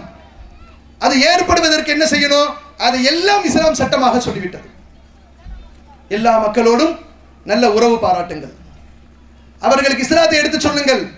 ஏற்றால் விரும்பியவர்கள் ஏற்கட்டும், விரும்பாதவர்கள் விட்டுவிடட்டும், கவலை இல்லை. இஸ்லாம் என்பதுதான் இறைவனால் பொருந்திக் கொள்ளப்பட்ட மார்க்கம் என்பதை நீங்கள் எடுத்து சொல்லுங்கள். எடுத்து சொல்லுகிற பொழுது மறுக்கலாம், மறுக்காமலும் போகலாம், ஏற்கவும் செய்யலாம். ஏற்க மறுக்கிறார்கள் என்பதற்காக விரோதம் பாராட்டக்கூடாது, குரோதம் இருக்கக்கூடாது. அமைதியும் சாந்தியும் சமாதானமும் மாத்திரமே நிலவ வேண்டும். மனிதன் இன்னொரு மனிதனுக்கு உதவி செய்யக்கூடியவனாக இருக்க வேண்டும். உதவியை தாண்டி அவனுக்கு பிரச்சனைகளை ஏற்படுத்தக்கூடியவனாகவோ, தொல்லை தரக்கூடியவனாகவோ, அவனுக்கு சிரமங்களை ஏற்படுத்தக்கூடியவனாகவோ ஒரு மனிதன் இந்த உலகிலே வாழக்கூடாது என்பதை இஸ்லாம் சொல்லி காட்டுகிறது. இதைத்தான் முகமது நபி ஸல்லல்லாஹு அலைஹி வஸல்லம் அவர்கள் அழகாக சொன்னார்கள். இந்த மார்க்கம் என்று சொன்னாலே நீங்கள் அடுத்தவருக்கு நலம் நாடுவதுதான். அழகாக ரெண்டே வரியில சொல்லிட்டாங்க, அத்தீனு அன்-நஸீஹா. அல்லாஹ்வுடைய தூதர் அவருடைய பொன்னான அந்த வாய்களில் இருந்து உதிர்ந்த வார்த்தை அத்தீனு அன்-நஸீஹா. இஸ்லாம் என்று சொன்னாலே அடுத்தவருக்கு நலம் நாடுவதுதான், கேடு செய்யறது கிடையாது. எவனுடைய கரங்களில் இருந்தும் நாவுகளில் இருந்தும் பிற மக்கள் பாதுகாக்கப்படுகிறார்களோ அவன் தான் உண்மை முஸ்லிம் என்று சொன்னார்கள் அல்லாஹ்வுடைய தூதர். ஒரு முஸ்லிம் இருக்கிறார், அவர் தன்னுடைய கரத்தால் அடுத்தவருக்கு கேடு செய்கிறார், பிறருக்கு தொல்லை தரக்கூடியவராக இருக்கிறார். நாங்க இப்படி சொல்ல மாட்டோம்.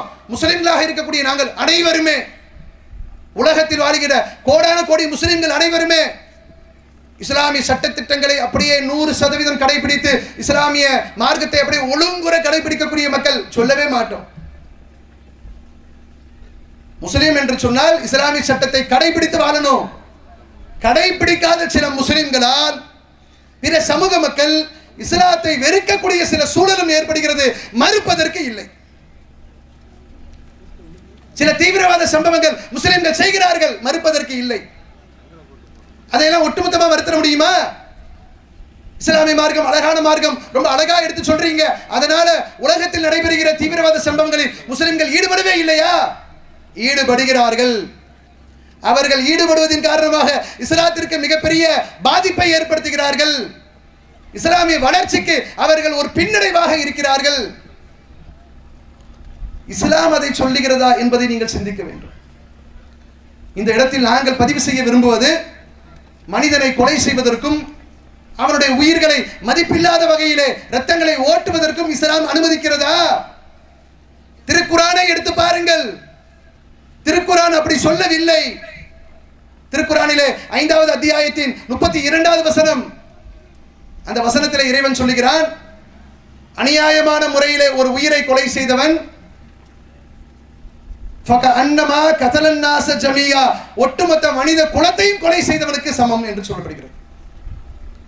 அடே, நீ ஒரு கொலை செஞ்சிட்ட, உன் கோபத்தாபத்தினால, வெறுப்புணர்வுனால, ஏதோ காரணங்களால கத்தி எடுத்துட்ட, குத்திட்ட, ஒரு ஆளை கொலை பண்ணிட்ட. இறைவன் சொல்லுகிறான், நீ ஒருவனை கொலை செய்யவில்லை, ஒரு மனித குலத்தை நீ கொலை செய்திருக்கிறாய். அதே போன்று மனிதனை வாழ வைத்தால் ஒமன் அஹியாக ஃபகஅன்னமா அஹியன்னாஸ ஜமியா. திருக்குறானிலே இறைவன் சொல்லி காட்டுகிறான், நீ ஒரு மனிதனை வாழ வைத்தால், பசியில துடித்துக் கொண்டிருப்பான், அவனுக்கு நீ உணவளித்தால், வாழ்க்கையை ஜீவிப்பதற்கு வழி இல்லாமல் துடித்துக் கொண்டிருப்பான், அவனுடைய வாழ்க்கையில் அவன் முன்னேறுவதற்கு நீ உதவி செய்தால், நீ ஒருவருக்கு உதவி செய்ததாக எடுத்துக் கொள்ளப்படாது.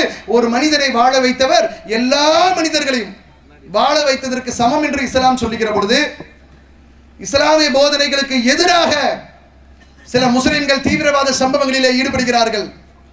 தப்பான முறையிலே மூளைச்சலவை செய்யப்பட்டு அயல் நாடுகளில் நடைபெறுகின்ற சில தீவிரவாத சம்பவங்களில் முஸ்லிம் குழுக்கள் ஈடுபடுகிறது, மறுப்பதற்கு இல்லை.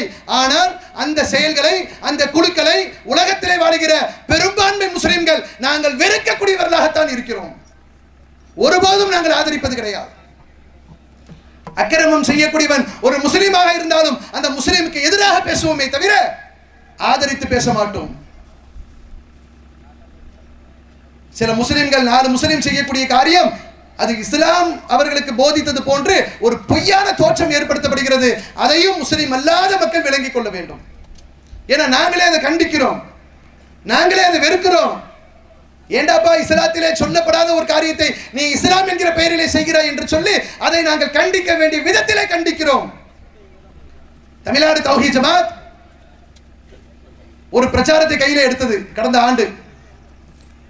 கடந்த அக்டோபர் 15 முதல் நவம்பர் 15, 2014 தீவிரவாதத்திற்கு எதிராக தீவிர பிரச்சாரம். தமிழகம் மட்டுமல்ல, ஏனைய எந்த மாநிலங்களிலே தமிழ்நாடு தௌஹீத் ஜமாத் இயங்கிக் கொண்டிருக்கிறதோ எல்லா மாநிலங்களிலுமே எடுத்தோம். அனைத்து முஸ்லிம் அல்லாத மக்களுக்கும் கொண்டு போய் சேர்ப்பித்தோம். காவல்துறை அதிகாரிகள், உளவுத்துறை அதிகாரிகள், பத்திரிகை நண்பர்கள், அரசு துறை அதிகாரிகள், அனைத்து மக்களையும் சந்தித்தோம். எங்களை பற்றி ஒரு சில முஸ்லிம்கள் செய்கின்ற காரியங்கள் அல்லது முஸ்லிம்களுக்கு எதிராக, இஸ்லாத்திற்கு எதிராக சில விஷம சக்திகள் செய்கின்ற பொய்யான பிரச்சாரங்கள், இவைகளை நம்பி நீங்கள் இஸ்லாமிய எண்ணிவிட வேண்டாம் என்று சொல்லி இந்த பிரச்சாரத்தை தௌஹீத் ஜமாத் கையிலே எடுத்தது. தீவிரவாதத்திற்கும் எங்களுக்கும் எந்த சம்பந்தமும் இல்லை. ஒரு கொலை செய்தால் ஒரு குலத்தையே கொலை செய்த குற்றம் என்று இஸ்லாம் பார்க்கிறது. அப்படிப்பட்ட ஒரு மார்க்கத்திலே எங்களை பற்றி தப்பும் தவறுமாக சொல்லப்படுகிறது என்று மக்களுக்கு மத்தியிலே தெளிவாக நாங்கள் கொண்டு போய் சேர்ப்பித்தோம். இன்னும் சொல்வதாக இருந்தால், நம்முடைய நாட்டிலே நடைபெறுகின்ற பல்வேறு விதமான தீவிரவாத சம்பவங்கள், அந்த சம்பவங்களில் முஸ்லிம்களை சம்பந்தப்படுத்தி முஸ்லிம் என்று சொன்னாலே அவன் ஒரு தீவிரவாதி என்று சொல்லி தனிமைப்படுத்தக்கூடிய ஒரு பொய்யான ஒரு தோற்றம் ஏற்படுத்தப்படுகிறது. ஆனால் அதுபோன்று சொல்லப்பட்ட பல்வேறு சம்பவங்களிலே, உதாரணத்திற்கு 2006 நடைபெற்ற மாலைகானில் நடைபெற்ற குண்டுவெடிப்பு சம்பவம், அஜ்மீர் தர்காவிலே நடைபெற்ற குண்டுவெடிப்பு சம்பவம், சம்ஜௌதா ரயிலிலே நடைபெற்ற சம்பவம், பெங்களூரில் நடைபெற்ற சம்பவம், மக்கா மஸ்ஜிதில் வெடித்த குண்டுவெடிப்பு சம்பவம், இத்தனையிலுமே அசிமானந்தா என்கிற இந்து சமயத்தினுடைய ஒரு சாமியா அவரே அப்ரூவராக மாறி இந்த குண்டுவெடிப்பு சம்பவங்களை நாங்கள் தான் செய்தோம் என்று ஒத்துக்கொள்கிறார். மாலைகானில் நடைபெற்ற குண்டுவெடிப்பு சம்பவத்திலே பிரக்யா சிங் என்று சொல்லப்படக்கூடிய ஒரு பெண் சாமியார் கைது செய்யப்படுகிறார். ஆனால் அந்த குண்டுவெடிப்பு சம்பவம் நடைபெறுகிற பொழுது முதலிலே செய்தியிலே சொல்லிவிடுவார்கள், இதை முஸ்லீம் இயக்கம் செய்திருக்கிறது சொல்லிட்டு முஸ்லிம்கள் மீது ஒரு தப்பான எண்ணத்தை விதைச்சிருந்தது. விதைத்த பிறகு சரியான விசாரணை நடைபெற்று பல வழக்குகளிலே உண்மை உலகத்திற்கு சொல்லப்பட்டிருக்கிறது. முஸ்லிம்களுக்கும் அந்த குண்டுவெடிப்புக்கும் எந்த சம்பந்தமும் இல்லை, முஸ்லிம்கள் செய்தார்கள் என்று பொய்யான தோற்றத்தை திட்டமிட்டு ஏற்படுத்தியிருக்கிறார்கள். அன்பானவர்களை, இஸ்லாமிய மார்க்கத்தை பொறுத்தவரை முஸ்லிம்களாக இருக்கக்கூடிய எங்களை அது போன்ற ஒரு கண்ணோட்டத்தில் பார்க்காதீர்கள். எங்களை பற்றி சொல்லப்படுகின்ற அவதூறுகளை நம்பாதீர்கள். இஸ்லாம் என்று சொன்னால் எப்படிப்பட்ட மார்க்கம் என்பதை முஸ்லிம்களுடைய வாழ்க்கையில் நீங்கள் பார்க்காதீர்கள். இஸ்லாம் என்பது குர்ஆனிலும் நபிகள் நாயகத்துடைய வாழ்க்கையிலும் இருக்கிறது. அதை நீங்கள் திறந்து பாருங்கள். சில முஸ்லிம்களுடைய நடவடிக்கை பார்த்து இஸ்லாத்தை தப்பும் தவறுமாக நீங்கள் புரிந்து கொள்ளாதீர்கள். இதை தமிழ்நாடு தௌஹீத் ஜமாத் மிக வலிமையான முறையிலே சமூக மக்களுக்கு மத்தியிலே பிரச்சாரம் செய்து கொண்டிருக்கிறது. தௌஹீத் ஜமாத்துடைய பணிகளில் முக்கியமான பணி சமுதாய பணி. இரத்த தான முகாம் நடத்துறோம். சும்மா 10ஓடு 1 11ஆக நடத்த மாட்டோம். பெருமிதத்தோடு சொல்ல முடியும், இஸ்லாம் எங்களுக்கு சொல்லுகிற ஒரு உயிரை வாழ வைத்தால் ஒட்டுமொத்த மனித குலத்தையும் நீங்கள் வாழ வைத்தவர் என்று சொல்லக்கூடிய வசனத்திற்கு ஏற்ப இரத்த தானங்களை செய்கிறோம். எந்த அளவிற்கு இரத்த தானம் என்று சொன்னால், கடந்த 7 ஆண்டு காலமாக தமிழகத்திலே இரத்த தானம் செய்ததில் முதல் இடத்தை பிடித்திருப்பது இஸ்லாமிய சமூகத்தை சேர்ந்த தமிழ்நாடு தௌஹீத் ஜமாத் தான். சுகாதாரத்துறை கட்டுப்பாட்டில் இருக்கக்கூடிய எய்ட்ஸ் கட்டுப்பாட்டு வாரியத்தின் மூலமாக ஒவ்வொரு ஆண்டும் விருதுகள் கொடுக்கின்ற பொழுது சொல்லுவார்கள், விருது வழங்கும் நிகழ்ச்சியில முதல் இடத்தை யார் பிடிப்பார் என்று சொன்னால், பல்லாயிரக்கணக்கான இரத்த கொடையாளிகளை கொண்டு இரத்த தானம் செய்து தௌஹீத் ஜமாத் முதலிடத்தை பிடிக்கிறது. அல்லாஹ்வுக்கே எல்லா புகழும். இவங்க நம்மளை மேடையில ஏத்தணும், அரசாங்கம் நம்மளை கௌரவிக்கணும், சர்டிபிகேட் கொடுக்கணுன்றதுக்காக செய்யல. எங்கள் ரத்தங்களை நாங்கள் கொடுப்போம். நாங்கள் ரத்தங்களை ஓட்டக்கூடியவர்கள் அல்ல, மனித உயிர்களை வாழ வைக்கக்கூடியவர்கள் என்பதை நிலைநாட்டுவதற்காக செய்து கொண்டிருக்கிறோம். கல்வி பணிகளில் ஈடுபடுகிறோம்.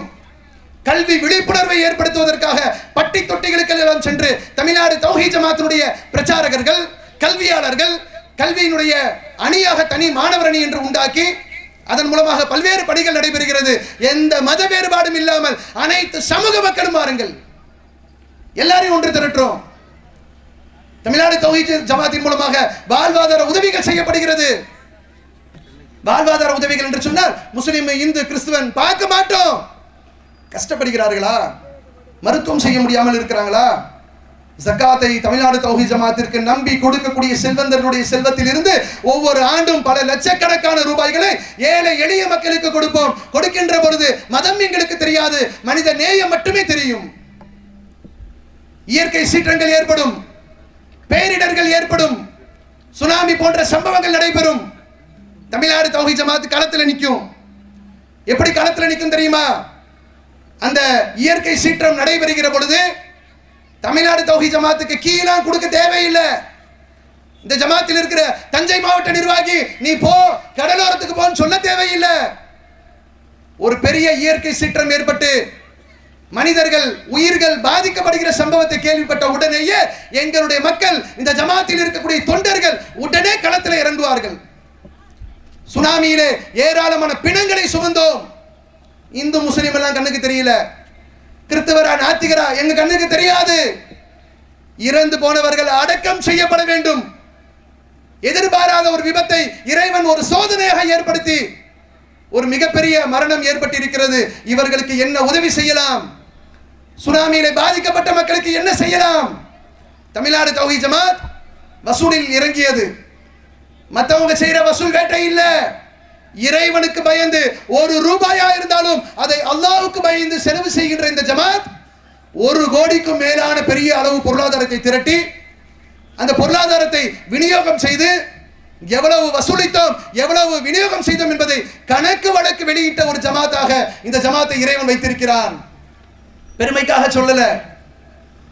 இஸ்லாமிய சமூகம் என்று சொன்னால் ஏதோ மத பிரச்சாரம் பண்ணும், இஸ்லாத்தை மக்களுக்கு சொல்லுவோம். அதே சமயம் இறை தூதர் அவர்கள் காட்டி தந்த வழிமுறையிலே சமூகத்தில் ஏற்படுகின்ற அவலங்கள், பிரச்சனைகள், மூட நம்பிக்கைக்கு எதிராக தீவிர பிரச்சாரங்கள், சமூகத்தை எதுவெல்லாம் பாதிக்குமோ அது போன்ற தீய காரியங்களுக்கு எதிராக விழிப்புணர்வுகள் என்று சொல்லி வரதட்சணை, வட்டி, சூதாட்டம், மது எல்லாவற்றிற்கும் எதிராக தீவிரமான முறையிலே பிரச்சாரகர்களை கொண்டு எங்கள் மக்கள் மாவட்டம் அல்ல, ஏறத்தாழ 1000க்கும் நிகரான பிரச்சாரர்களை கொண்ட ஒரு அமைப்பாக தௌஹீத் ஜமாத் இருந்து கொண்டிருக்கிறது. மாநில பேச்சாளர் அல்ல, மாவட்ட பேச்சாளர் இறங்குவாரு, தெருமுனை கூட்டம் பேசுவாரு, மெகாபோன் பிரச்சாரம் பண்ணுவாரு, ஆண்கள் பெண்கள் சமூக மக்களுக்கு மத்தியிலே பேசுவார். பேசி மக்களை விழிப்புணர்வு செய்யக்கூடிய பணிகளையும் பல்வேறு மூடத்தனமான காரியங்களுக்கு எதிராக மக்கள் செயல்படுகிற பொழுது அவர்களை மீட்டெடுக்கக்கூடிய ஒரு சமூக அக்கறையோடு இந்த ஜமாத் செயல்பட்டு கொண்டிருக்கிறது. எதன் காரணமாக செயல்படுகிறது என்று சொன்னால், எங்களுக்கு இஸ்லாம் இப்படி செயல்பட வேண்டும் என்று கட்டளை பிறப்பித்திருக்கக்கூடிய காரணத்தினால் இந்த அளவிற்கு பணிகளை கையிலே எடுத்து இந்த ஜமாத்தை நாங்கள் செயல்படுத்திக் கொண்டிருக்கிறோம். எங்களை பற்றி சொல்லப்படுகின்ற இஸ்லாமிய மார்க்கத்தை இழிவுபடுத்தும் விதமாக, கொச்சைப்படுத்தும் விதமாக சொல்லப்படுகின்ற இது போன்ற பேச்சுக்களை சமூகம் ஒருபோதும் அங்கீகரிக்க கூடாது. மக்களுக்கு மத்தியிலே நல்லிணக்கம் விதைக்கப்பட வேண்டும். அனைத்து மதத்தவர்களும் அவருடைய உரிமையை பெற்று இந்த உலகிலே வாழ வேண்டும்.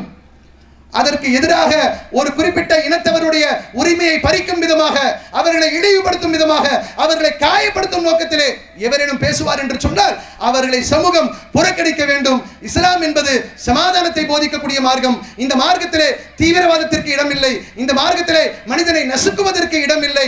இந்த மார்க்கத்திலே மனிதர்களை வாட்டி வதைப்பதற்கு இடமில்லை. மனித நேயத்திற்கு மாத்திரம்தான் இடம் இருக்கிறது. இஸ்லாமியர்களாக இருக்கக்கூடிய நாம் அல்லாஹ்வும் தூதரும் சொன்ன அடிப்படையிலே நம்முடைய மார்க்கத்தை நாம் அமைத்துக் கொள்ள வேண்டும். இஸ்லாமிய மார்க்கம் பிற மக்களுக்கு செய்ய வேண்டிய என்னென்ன கடமைகள், உரிமைகள் என்று சொல்லி இருக்கிறதோ அதில் எந்த சிறு குறைபாடும் இல்லாமல் பரிபூரணமான முறையிலே நிறைவேற்ற வேண்டும். நம்முடைய இஸ்லாமிய மார்க்கத்தை மக்களுக்கு எடுத்து சொல்வதால் மாத்திரமல்ல, நாம் நம்முடைய வாழ்க்கையிலே இஸ்லாத்தை சரியான முறையிலே கடைபிடிப்பதன் மூலமாக நம்முடைய கடைபிடிக்கக்கூடிய அந்த ஒழுங்குகளை பார்த்து இஸ்லாம் தான் சரியான மார்க்கம் என்று பிற மக்களும் சிந்திக்கும் அளவிற்கு நம்முடைய நடைமுறையே பிரச்சாரமாக அமைய வேண்டும் என்று கேட்டு நிறைவு செய்கின்றேன். வாஹிர்தவானா அல்ஹம்துலில்லாஹி ரப்பில் ஆலமீன். அஸ்ஸலாமு அலைக்கும் வரஹ்மத்துல்லாஹி வபரகாத்துஹு. அல்லாஹ்